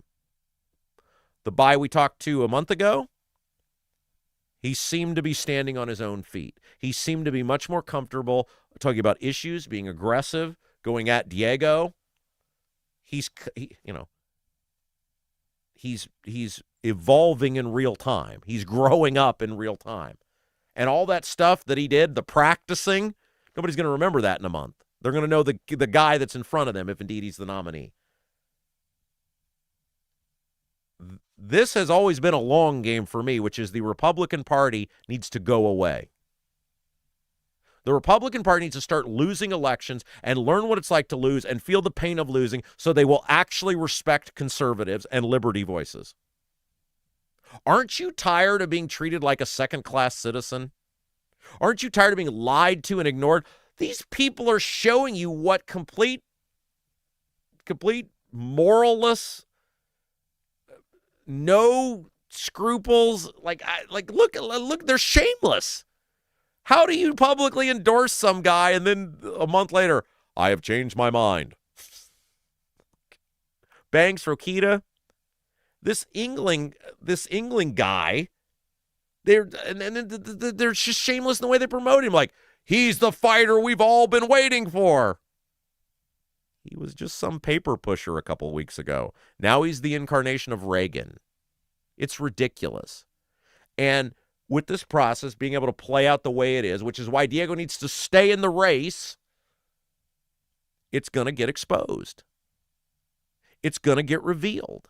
It's all going to play out, and the public is seeing it. The public is seeing the unmasking of the Republican Party in real time. And look, there's people who want to go at me and want to make fun of me and want to tell jokes about me. It ain't going to change what the public is seeing. You can make whatever snide little comments you want about me. You can try to put me down or belittle what we're doing here. We grow every day. I was thinking about this driving in today, about how the targets I'd set for ourselves by week and by month, and how we have just so beyond eclipsed every single one of those. And we grow every day. It's steady growth. It's steady growth every week. By the way, we're closing in on those 3,000 subscribers, less than 20 to go. If you guys haven't done so yet, you can really help us out by subscribing to the channel. But at the end of the day, whether I'm here or not, whether I grow or not, whether our product expands or not, it ain't going to change what the public's learning about the Republican Party.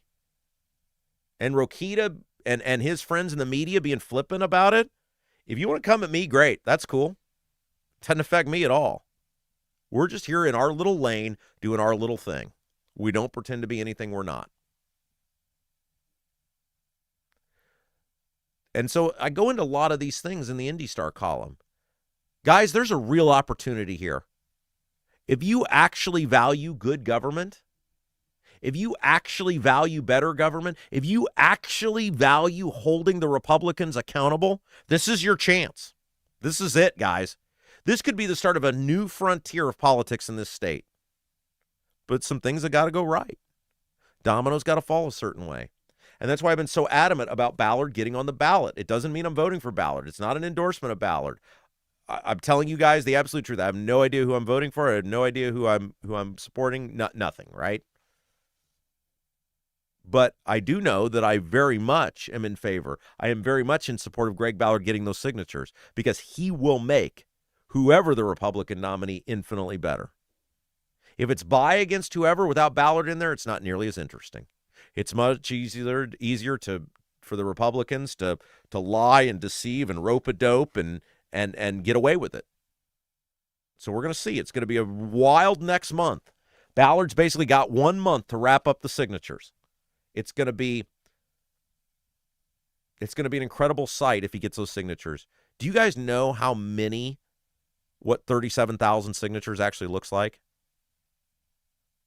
I was trying to picture it the other day. I've seen 4,500 signatures turned in. That's what the Senate candidates and the governor's candidates have to get. That's their signature requirement. I've seen what that looks like. Now multiply that by 7. The media is going to eat that up. Greg Ballard, when he turns in those signatures, if he gets them, will get so much earned media. I think it will catapult him to a whole bunch of people giving him a shot. It's going to be a wild election season this fall. It'd be great for our show, right? It'd be great for the show, of course. I'm not going to lie to you and be like, no, there's no benefit for you of Ballard being on the ballot. Of course there's a benefit. It makes the coverage so much more interesting, so much more fun. But the real benefit is that Ballard further forces the Republicans to have the mask pulled back on who they are, the people they've supported, the policies they've supported, and how they've treated you and how they've taken you for granted. Hey, guys, one of the biggest complaints people have with a real estate agent is how little time that they actually get with their real estate agent. A lot of these big guys are busy, man. They got a lot of clients. They got a lot of homes to sell, and that can eventually hurt you when it's all said and done. Work with someone local. Work with someone small enough to care about you. Work with Lauren Wilson, military vet, Hoosier lifer. She would love the opportunity to learn your story. That's what Lauren Wilson's all about, learning your story, learning what your goals are, what your dreams are, what your desires are, and then making it happen. She's got the hands-on experience to take the stress out of the process of buying and selling a home. Lauren Wilson with At Properties, 317-590-2290. 317-590-2290.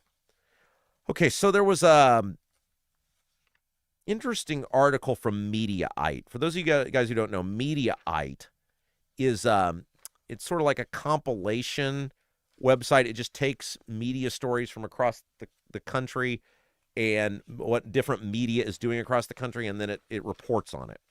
And Mediaite had a story about how Real Clear Politics is averaging all the major polls with Trump and where Trump is actually standing in various areas. And so what Real Clear Politics does is it takes the 21 most recent major polls, and it puts them into a sort of a calculator, and it gives you an average of what the 21 most recent major polls are saying about the president. And here's what they came up with. And by the way, this includes pro-Trump pollsters in here, like Rasmussen, who has been very friendly to Trump over the years. And here's what they found about Trump.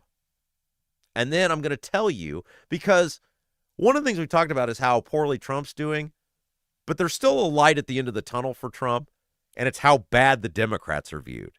And nobody's talking about that right now. Like, everybody's talking about, oh, the Trump's so unfavorable, it could be a landslide. It could be. It very well could be.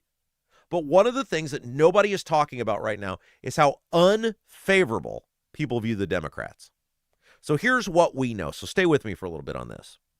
According to Real Clear Politics, Trump's disapproval rating, that's how he's doing as president, sits at 58.3%. Now, this should be alarming, one, because that's a big number, but two, his previous low as president was right after January 6th.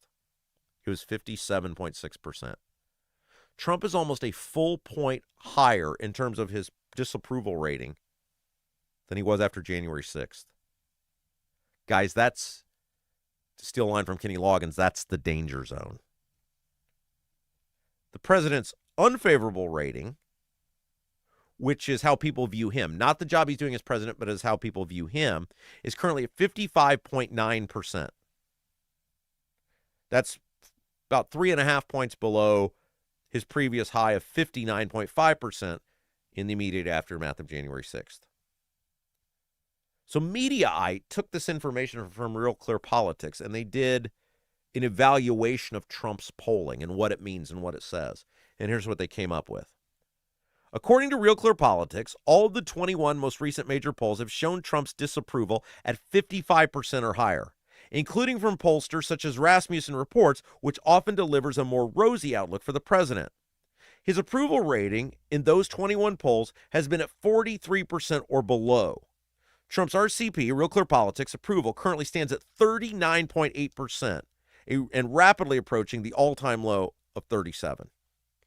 So the best in any of the polls Trump could do is 43%, which is massively underwater. 39%, that means 6 out of every 10 Americans don't approve. And so I'm reading this, and I'm looking through it, and I thought, for all the Trump's doing a bad job from people, which there's a lot of that, I was thinking to myself, you don't see a lot of people saying that they think the Democrats are doing a good job. So I wonder how the Democrats are actually doing. And so I dug into it, and I found this survey from Gallup. As bad as Trump is, it's way worse for Congress. According to Gallup, the most recent survey out from Gallup, Americans' approval of Congress has fallen to 10%. 10%. Everybody wants to bitch about Trump. Everyone's talking about it's all over for Trump. Everyone's talking about how poorly Trump's doing, and he is. He's doing way better than Congress. Nobody wants to talk about how Trump is doing three, almost 4 times better than Congress. 10% is barely above the all-time low of 9%. Disapproval, 86%. 86% of the public disapproves of the job Congress is doing. That ties the all-time record high. By the way, Congress's approval has mostly been underwater since 1974. It's averaged 28%. So, I mean, the 10's bad, right? But it's not like they're starting at 40. Congress averages a 28% approval rating. And then according to a Pew Research survey from a couple weeks ago, 58% of U.S. adults have an unfavorable opinion of the Republican Party. That's bad, right? But 59% have a negative view of the Democrat Party. So we're in a very weird time right now where Trump is wildly unpopular, but so is Congress, which is basically evenly divided, even though the Republicans technically have the control. And as bad as the Republicans are viewed, the Democrats are viewed even worse. So could this be, I'm not saying it will be, I don't think it will be. I think the Democrats are going to make some gains. I don't think it'll be landmark gains. But when you couple the redistricting done by the Republicans in with the public's view of Congress and the Democrats, and the Democrats having no clear leader. Well, who was it? Cory Booker the other day said this. Cory Booker, senator from New Jersey, has run for president before. Some people think he'll run again. Said the Democrats need a new leader. My question was, who is their leader? Who is the face of the Democrat Party now? Biden's gone MIA. Kamala pops up every now and then. Newsom is sort of the most visible guy, but he's a governor of a left state. And Democrats in most surveys, he's well below Kamala, tied with AOC in the most recent one I saw. Who is the face of the Democrat Party? Who's the person where you're like, that's the guy or girl we should send out there every day? That person doesn't exist. So there's a very real chance this could be one of those super bizarre years where, despite Trump being wildly unpopular, his party doesn't get steamrolled in the general election. I think it's going to be very tough for Republicans, given their narrow majority, to keep the House, even with the redistricting. But I definitely don't think it's going to be some landslide for the Republicans or for the Democrats in favor against the Republicans. Hey, guys, you got a masonry color mismatch, previous repair catching your eye, not happy with the brick color on your home and ready for a total makeover? Bramwell Mackay Property Services and Consultants offer specialized masonry staining and recoloring. Whether you want to seamlessly blend repairs or completely transform your home's exterior. Want to build something new? Bramwell Mackay's 40-year master masons design and construct custom patios, sidewalks, outdoor summer kitchens, archways, entryways, and more. Bramwell Mackay, BRAMWELLMCKAY, beauty built to endure, BramwellMackay.com. All right, we'll take our final break. When we come back, I've got some fascinating information on food prices. Somebody found a receipt from 2006 at the grocery store, and it's wild. It's wild how much more a lot of food is today than it was 20 years ago. I mean, you would expect some things to go up, not this much. And producer Jason, he will be here. He will have the best YouTube comments of the day. You'll be the star. We got so much more left to come. Oh, and if you haven't done so yet, hit that little thumbs up button. It really helps us. You're watching Rob Kendall Show. If authentic wood-smoked barbecue is your thing, Double D's Barbecue in Clayton is the place for you. Owners Dennis and Tina Duncan, along with their son Garrett, are from Memphis. So when it comes to barbecue, they're not screwing around. No pellet smokers, no roasters, just authentic wood-smoked Memphis-style barbecue. All of Double D's food is cooked fresh daily, and it's all made from scratch. Double D's Barbecue, located at 40 and 39 in Clayton, is open all day Wednesday through Saturday, but get there early because once they're sold out, they're done. Check out the full menu, ribs, brisket, and more at ddbbq317.com. Buying a home or thinking about refinancing? Work with someone local who understands the central Indiana market. Gary Tedrow with Verity Mortgage helps homebuyers and homeowners explore options for purchasing, refinancing, or even consolidating higher interest debt through their mortgage. Gary's approach is simple, clear advice, and personalized guidance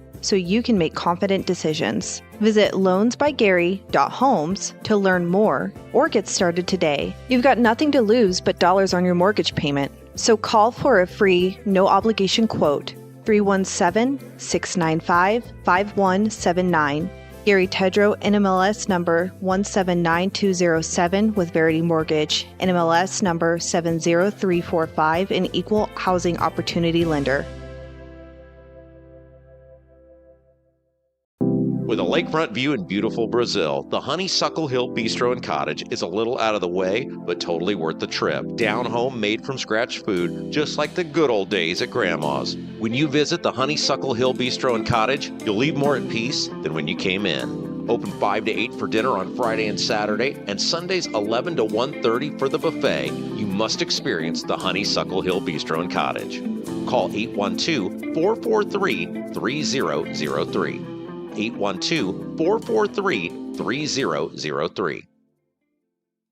Your bathroom fan could be secretly costing you thousands of dollars in damages. Most people don't even know this until the damage is done. With over 18 years of bathroom remodeling experience, here are 3 signs your fan is failing you without spending a dime on inspections. Sign number 1 is if you have foggy mirrors after you shower. This shows that your fan isn't pulling out enough moisture, which creates the perfect environment for mold. If you have a properly functioning bathroom fan that is the right size for your space, you shouldn't see much fogginess on your bathroom mirror at all. Sign number 2 is if you have bubbling, cracking, or peeling paint in your bathroom. This means moisture is soaking into your walls, slowly breaking down drywall, and even causing the wood framing behind it to rot. Sign number 3 is if you have mold buildup on your fan, ceilings, or walls. This is terrible for your health, but also could wreck your bathroom, costing you a fortune. If you're noticing any of these signs, here's what you can do.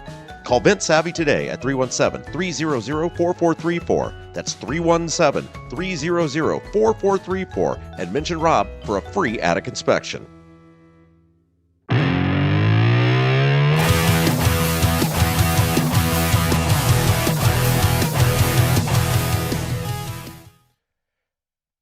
Hey guys, welcome back. It's the Rob Kendall Show. Thanks so much for joining us. Hope you're having a great Tuesday. Thanks so much for spending it with us. We got an action-packed rest of our week for you guys. Tomorrow, David Shelton will be with us, talking about this craziness, all the craziness in the Indiana Secretary of State's race. He's like the one guy who there's never any drama around, and yet he kind of, for many people, remains an afterthought. Now, this, what's interesting about this is almost exactly how Kelly Mitchell ended up becoming state treasurer in 2014. That convention was also in Fort Wayne. It was a 3-way race. Kelly Mitchell was sort of the afterthought. It was Don Bates and Wayne Siebold. They were going at each other real hard on the right and sort of the establishment. And Kelly Mitchell ran right down the middle. She got second on the first ballot. And then Bates, who got last, gave his votes to her, and she won, and nobody was talking about her the entire time. So could Shelton recreate some of that Kelly Mitchell magic? These things happen at convention. He'll be with us tomorrow. Jamie Rittenauer, going to be with us on Thursday. She's also running for Secretary of State, and she shocked everybody in 2024 when she got on the ballot to run for governor. She got those signatures. We'll see if she can play the spoiler again, if she can shock the world and end up, look, anything can happen at these conventions, guys. And credit to Jamie Rittenauer. I've been kind of critical of her, a little dismissive of her campaign, but she has raised the money. She's paid the filing fee. She's on the ballot, and so we will talk with her on Thursday. Look, this is what we do, guys. Nobody covers Indiana news and politics and government like us, and that is our pledge to you. And every week we grow just a little bit, and you guys are a huge part of that. Just a reminder, help us get to those 200 likes. We always love to do that before we leave each day. We're so close. We're within just a couple of likes. Hit the like button. Help us get to that 200 by the time Jason turns his camera on here in just a moment. And again, we're closing in on the 3,000 subscriber number. It's those little gains, guys, just a little bit every day. It's the little engine that could. And you guys, we're all in this together. We're all doing this together. Help us get to that 3,000 subscriber number. If you got a friend that owes you a favor, say, hey, get over there. Subscribe to Kendall's channel. I think once we get people, we're pretty good at keeping them. We're pretty good at keeping them. And the growth of this show, the thousands of people tuning in every single day across all of our platforms, the YouTube and the Facebook, or not the Facebook, the YouTube and the Apple and the Spotify and all the places. You guys have been such a huge part of that. We can't thank you enough. Speaking of Facebook, that's where I was going with this. Share our feed. Get the word out there. Help us grow the program. If you got a Facebook, if you got a Twitter, put the feed out. Say, here's what Rob's at. Here's what Rob's doing now. Everything we do is organic. Everything we do is together. We call it like, share, and subscribe. That's how you can help this program grow. Like the feed. Hit that little thumbs up. Hit the subscribe button and share it out to your YouTube, or to your Facebook, your Twitter, however you're getting the word out. All right, one thing I wanted to touch on real quick, because this was fascinating, and then we'll bring Jason in with the best YouTube comments of the day. There was an article that was posted. Who posted this here locally? Fox 59 posted this here locally. There was a receipt that got posted on the internet, and somebody was cleaning out their old stuff, and they allegedly found an old grocery receipt from 2006. And then it got posted to Twitter, and everybody started talking about how much food prices have gone up. Now, look, some of these prices are all over the map. Some have gone up a little bit. There were a few things that blew my mind that had actually gone down. But in general, food has skyrocketed in price. Now, I did a inflation calculator. And so I put $1 in. I said, what is $1 in 2006 worth today? $1 in 2006 is worth $1.64 today.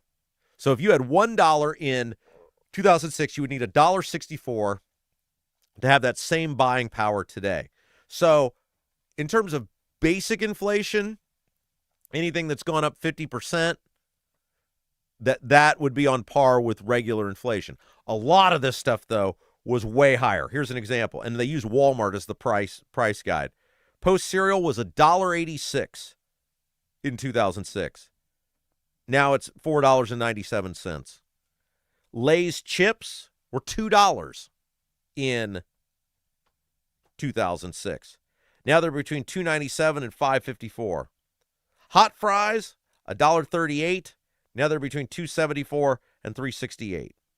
In most cases, a lot of the items had gone up a lot more than 50%. And look, inflation is bad, period. I mean, across the board inflation. But the food is especially bad. And that is part of why people are so frustrated. They keep seeing the increases in things they need for their daily lives. They're not choice things. Think about where people have been hit the hardest over the past several years. You got gas prices right now that are astronomical. You got food prices that are totally out of control. And you've got housing, which has gone up by leaps and bounds. Those things are things people need every day. And when they have to spend their money on increases there, they can't pump it back into the economy, which changes the trajectory of the economy altogether. And seeing this woman post these receipts was just another stark reminder of how we are in big trouble when food, is doubling and tripling in price and far outpacing regular inflation, which is bad enough on its own. So there you go. All right, here's what we do, guys. Towards the end of each show, producer Jason keeps track of the best comments of the day. He's monitoring, he's looking. Very rarely, but on occasion, he's got to give somebody the boot who misbehaves, who doesn't behave like a decent member of society. He's in charge of the YouTube chat. And then at the end of the show, and by the way, this is for subscribers only, another incentive to subscribe. You got to be a subscriber in order to participate in the YouTube chat. He reads his favorite comments of the day. Sort of a little time capsule of the day that was in the YouTube chat. And we bring him in now to tell us who was a star, who excelled, who shined brightest in the YouTube chat. Well, hello, everybody. Hopefully we got some volume going here. Got a new mixer. Yes, you did. In the mix today. That was your big accomplishment over the weekend, was you got a new mixer. Yes, and it seems to be mixing well. Yeah, it looks like you're a little lower than me. Am I a little lower than you? Yeah. You only know you don't know until you do right. this, so that's the problem. Yeah, okay. Well, but that's good enough. Yeah. Now you're higher. Anyway, whatever. I've got a deeper voice than you, so I'm sure it booms through more. But tell us about our fabulous sponsor for the YouTube chat, which are our fine friends at Black Sheep Plumbing. That would be correct, Rob. The fine folks at Black Sheep Plumbing. When you got a plumbing problem, you got to call the right guys. That would be Black Sheep Plumbing. And as soon as I find the read here, which, of course, like a true professional, I just did, you can give Black Sheep Plumbing a call. I was like, he is totally just killing for time here. He's just stalling for time. I knew exactly what you were doing. 765-315-7558. If your water heater, water softener, or well pump goes out, or even if your toilet stops working, you could be looking at a major expense. Don't let your next call to the plumber break the bank. Call John at Black Sheep Plumbing. Black Sheep Plumbing can do the job right at a fraction of the cost of the big guys. Owner John McKinney, he's a Hoosier lifer, takes pride in, stands behind his work. That's why all basic services and repairs with Black Sheep Plumbing come with a 2-year parts and labor guarantee, along with water heaters having a 6-year parts and tank guarantee. Give John a text or call. He loves the text. 765-315-7558, 765-315-7558. And who doesn't like to be texted? That's right. As opposed to being called. I gotta text me. I'm not answering admit, the phone. Before we get the YouTube comments, I'm pretty proud of myself today. Well, you know why. We won't say why, but I got pissed off last night. And then I ended up just banging out a whole IndyStar article, and it was like 10:30 before I got it done. So You then become quite the journalist. I had to get up this morning, and it's been a long time since I've been a writer, and so now I'm figuring out how to write again. Oh, now you're a writer. Well, I got it. I think they label me as contributing columnist. All right. And I'm starting to get my writing style back down again, so now I can do it faster. The first time they asked me to write, I was like, how does one write? With the inverted pyramid style. Oh, it was always my dream, like your dream was to be on WIBC. Yeah. That's been crushed. Life is over. Well, my dream was always to work for the Indy Star, and Yeah. it never happened. So you're living out my dream, Rob. Yeah. Enjoy it. Of course, it's not really my dream anymore. But, Hey, by the way, thanks to Aaron Conrad. I hope you don't mind me saying the name. Aaron, a big contributor on the contribution page today. Oh, thanks, Aaron. Throwing us some shekels. I didn't even promote that because I've been promoting the you tickets to the haven't live promoted that show. in a while. We do have a support button up at robkendallshow.com. If you like what we do, if you want to throw a few dollars our way. Even if you don't like what we do. Yeah, we put it to good use. You and Ethan had a big powwow over the weekend, right? You're building the new wall? Or you're going to build? We're getting ready to go to set number 2, which will look similar to set number 1, but be bigger, better, and maybe not the seam down the middle. It will mostly enable you to not have to keep moving everything around when guests come in, like are coming in here in a little bit. Right. So that will make life easier for me. Thank you, Ethan, for helping out with that. You know, Ethan, he's a real one. He's a real one. He's a real person. Ethan's actually a real person. Yes, he is. Nothing fake about Ethan. Yeah, I love that they were banned from saying my name, and Ethan's like, screw that, I'm going to go help you build your set. Hey, Debbie Holcomb says you're going to have your maker have to subscribe to the Star now. Darn it, she says. Yeah, a lot of people stopped those subscriptions in the last probably since COVID. That's when they got really political on you could say the wrong side. Other people would say the right side. And I know a lot of long-time subscribers, especially the older folks, that stopped subscribing, and I think that's why it's they like brought me losing in. a friend. I mean, it's awful, but hopefully maybe the Star has seen the error of their ways by you think about this. bringing Rob Kendall in. You got Jacob Stewart, who's the deputy opinion editor. He is a Republican. He worked in the Senate for the Republicans, and then you got me. Like. Right. I don't have to have all conservative. Are you actually in the print? Do they still print the Star? Yeah, Okay. Merritt sends it to me every time he's reading it. Oh, okay. Yeah. Okay. Yeah. But I mean that I'm fine with having over there. What? Think you get me a gig over there? Well, I don't know. Yeah. Depends on how nice you are to Tell me. them I can write. Tell them I taught you the inverted pyramid. The Star style. does great investigative journalism, and I think their opinions. I mean, look. I've got opinions. Well, Yeah. Tell Briggs. All right. Yes, subscribe to the Star. I think it's going to be a regular thing that I do over there now, and at least we'll see. Maybe Star used to be awesome back in the day when Bill Benner and Robin Miller and all those guys were the sports. I mean, you got it just for the sports, but you also had great opinion columns and news, and it was the thing. Even as a little kid, you used to just read the whole paper. Remember when they used to when your subscription, you had to pay for it in person, and some guy'd bring you a ticket? Oh, I was a paper boy. Yeah. Yeah, you'd have the little tab, the little pad, and you'd go around and you'd tear off the little bitty, like maybe a half-inch by half-inch piece of hard thing or whatever, and it was perforated. You'd tear it off, and 50 cents for the week, please. And there you go. We'll give you an extra quarter there, little Jason. Did you ride a bike or did you? I probably walked. I always did the news, the daily. That was night. That was the night one? Indianapolis News, because I was not getting up in the morning. Yeah. And going out there like that. And so I think they were 6-month stints that you had to do. And of course, the old man made me finish and it would always go from maybe you always ended up in the winter, like no matter when, like maybe July, they probably changed over, something like that. And you had to go all the way through. Everybody had to do a winter. And that's how they found out the true delivery boys. Which sparked the Nintendo game Paperboy, one of the all-time great Nintendo games, Paperboy. Probably inspired by me. Yeah, no kidding. All right. So we get started in the chat today. Back to it on a Tuesday. Feels like a Monday. It does, doesn't it? It's hard to stay awake, but it's a Tuesday.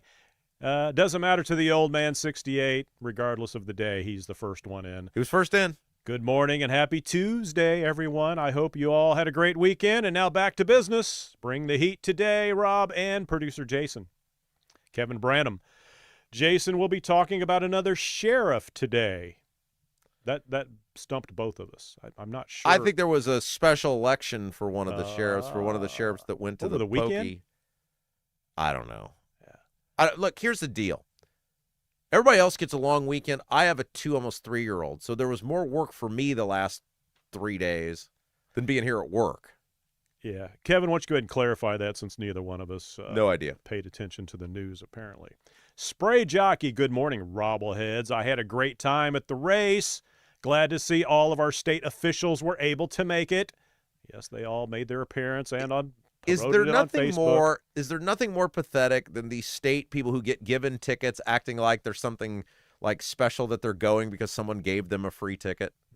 Yeah. I always thought that about like basketball games and everything. The photos never impressed Why me. don't you disclose who paid for you to be in that seat? How about you put that at the Yeah. bottom of your Yeah, photo? who paid? I pay! Real Cowboy Chris. No fakery here. Real Cowboy Chris. Yeah. Good morning from Bluffton. Oh, yeah? Yeah. What a great race on Sunday. My boys are beginning to really enjoy watching it with me. Yeah, that's great. All right. Thanks for participating, new person there, Real Cowboy Chris. Thomas Ho. Did we miss not having a show yesterday? There's so much to discuss, so can we afford to take a day off? Well, we did regardless. Kid is off daycare. I think you covered it well today. Yeah. Well, that's my point. My point was I was up till like 10:30 last night banging out that thing, so I had to get up at 4:30 to start putting the show together. So I think I've done pretty well for being on the minimal sleep that I've been able to acquire. All right. So apparently the news that we missed, Rob, was Debbie Holcomb points out Clinton County has a new sheriff. That's what I said. Yeah. Brandon Bright. Yeah, they caucused some guy in because the other dude's got a little problem with the law and his wife. New sheriff in town. Hope he doesn't get arrested. That's one where you're literally like, he can't be any worse than the old sheriff, no matter what he does. Pam Kendall joins us in the my chat. mom is here. Yes, preemptively. Good morning, everyone. Hope you had a wonderful Memorial Day. Well, yes, I did. Thank you, Miss Mom Kendall. Won't be here today, so we'll have to watch the show later. Oh. That's why we have it on demand. Thank you all for supporting Jason and Rob. You guys are the best. That's all my mom? It's all Mom Kendall. Wow. Yeah. Huh. Thank you, Mom Kendall. We do appreciate it. Ethan Hatcher. You've heard of Ethan. Yesterday, I was I don't understand the word. He uses words I don't understand. His intellect is much higher than mine. Right. Fiending, F-I-E-N-D-I-N-G, fiending. That's a word, right? Yesterday, I was fiending. I'm going to replace that with jonesing, like when you're jonesing. I think so. Yeah, That's Ethan right. would relate to that more. Yesterday, I was jonesing for the Rob Kendall Show like an addict without their fix. But now it's time once again for the most electric local political talk show podcast in the nation. Wow. I'm just going to hire Ethan as a hype man. Bring it on, Rob. That's what he says. Debbie Holcomb, good morning. Robbleheads. Hope you had a great weekend and are ready for some fire from Rob and Jason. It's going to be lit. L-I-T. Good show today, Rob. It was somewhat lit. L.T. Wilson. Yo, yo, yo, my homies. Yeah. Little white man rap. Kevin Branham. The brisket was fantastic. Went to Double D's. I would assume he means Double D's. Yeah. Yeah. It's great. Every person who goes to Double D's, they just think it's just the best thing in the whole world. Yeah. Don B. Rob's corn stalks are growing nicely. Yeah. That's why I use green. They grow quicker. Yeah. And more fuller. Fluorescent light. In the green light, I think, because in the purple light, they look burnt.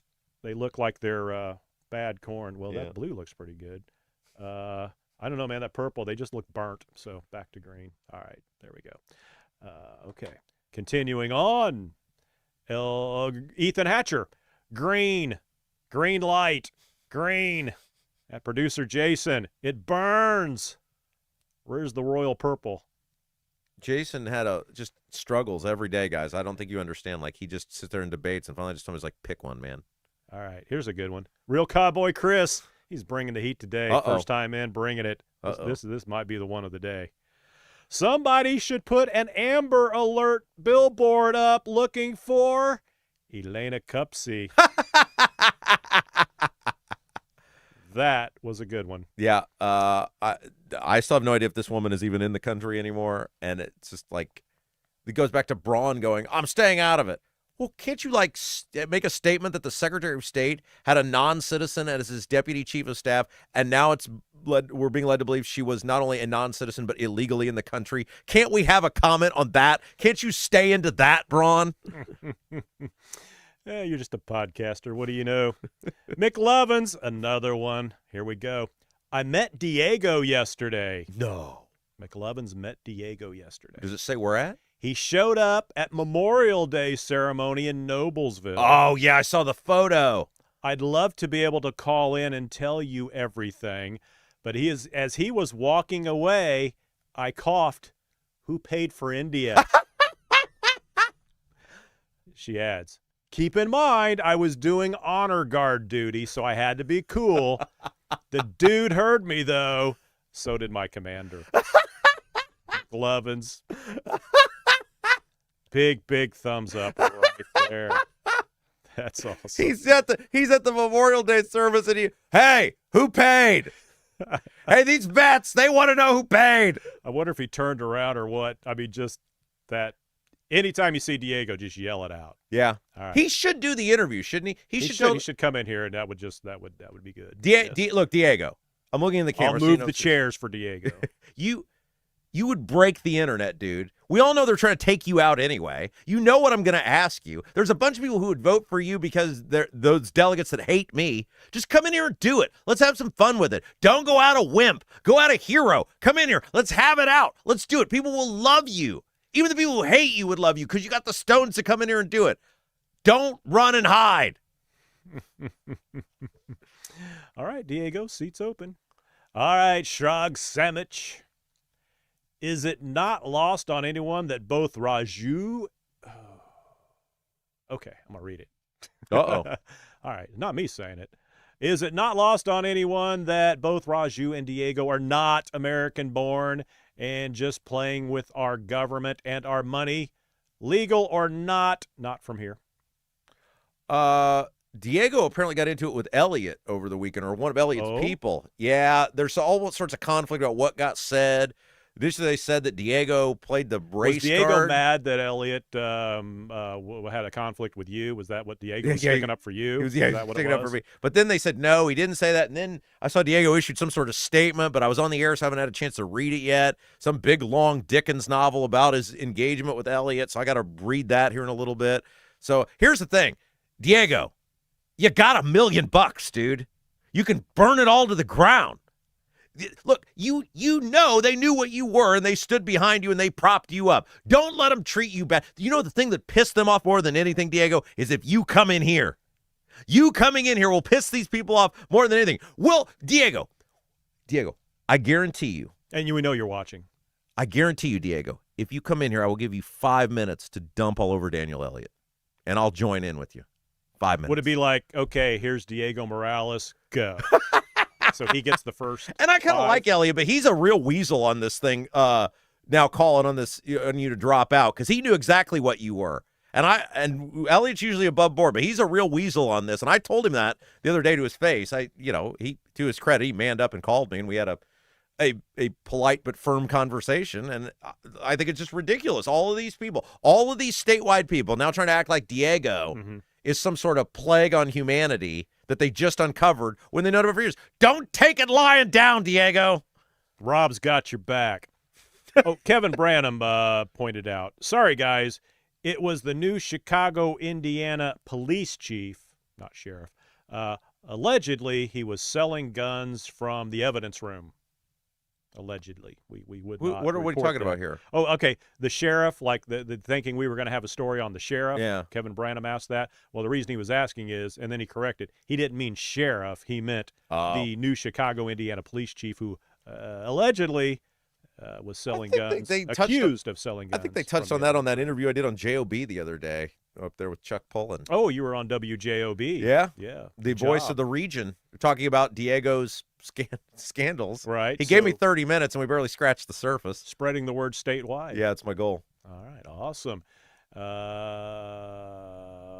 Gettle's Guns. I saw the sign that Andy is making for us. Yeah, he saw the sign. Wonders what Andy would charge to make one for for Gettle's Guns? I don't know. You'd have to talk to Andy. I think we're going to see Andy later this meet week. Gettle's Guns. At Gettle's Guns, meet Andy. Andy's awesome. Andy and Jody. And where can they reach Andy? Own the Honeysuckle Hill Bistro. Correct. In beautiful Brazil. They're open this week, Friday for lunch, Friday for dinner, Saturday for dinner, Sunday for brunch. Andy and Jody basically run the whole show over there themselves.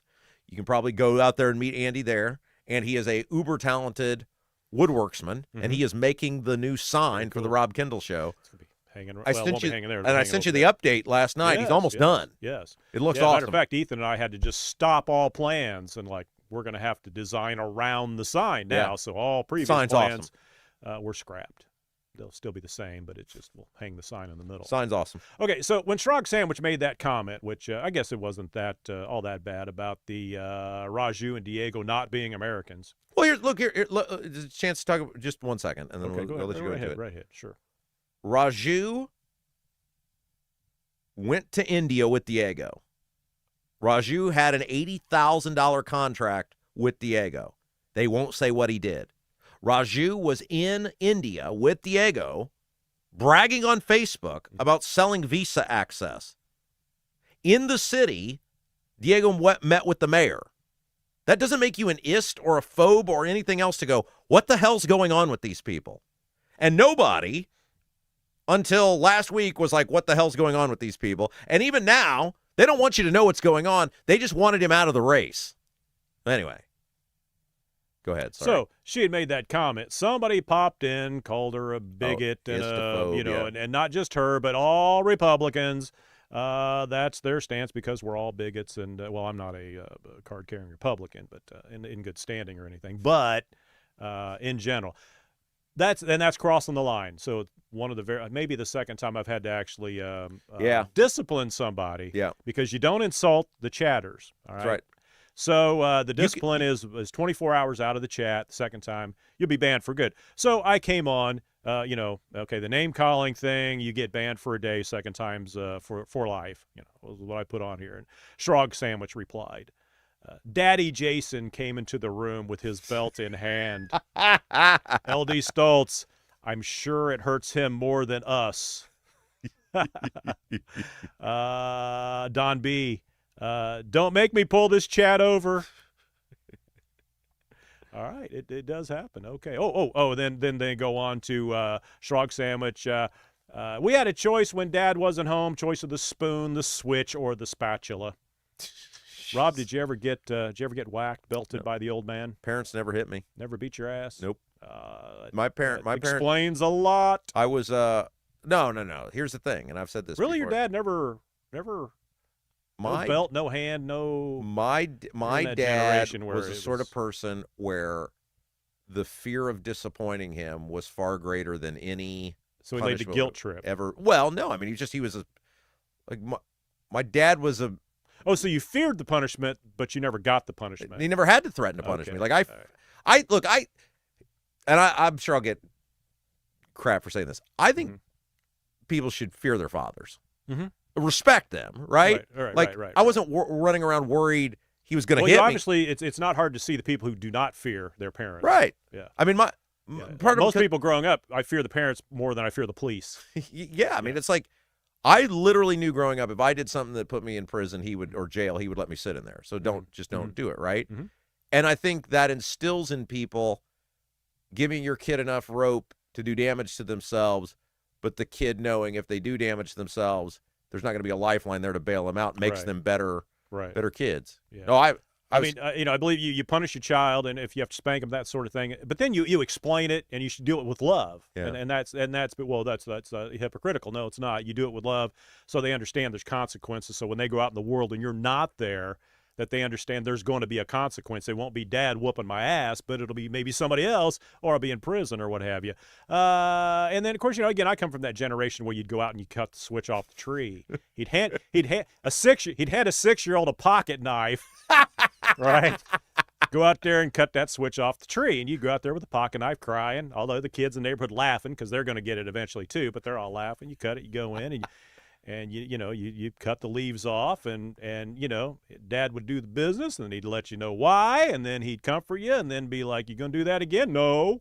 And usually you didn't. So with that idea there, let's see, Robert Schwartz. Let's see. No. Let's go with the nearest one. But okay, LD Stoltz. Add in the vacuum cord, and you had my childhood. Oh, jeez. Good Okay, grief. we'll get off that now. Let's see. Robert Schwartz. Okay, suspending the gas tax. Let's go to something that's a little more current. It all depends on which party is in power and to whom you either do or don't want to lend support. Yeah. I mean, the gas prices are not even as high as they were in 22, and the Republicans wouldn't do anything then. It is about helping Trump. That's what it's about.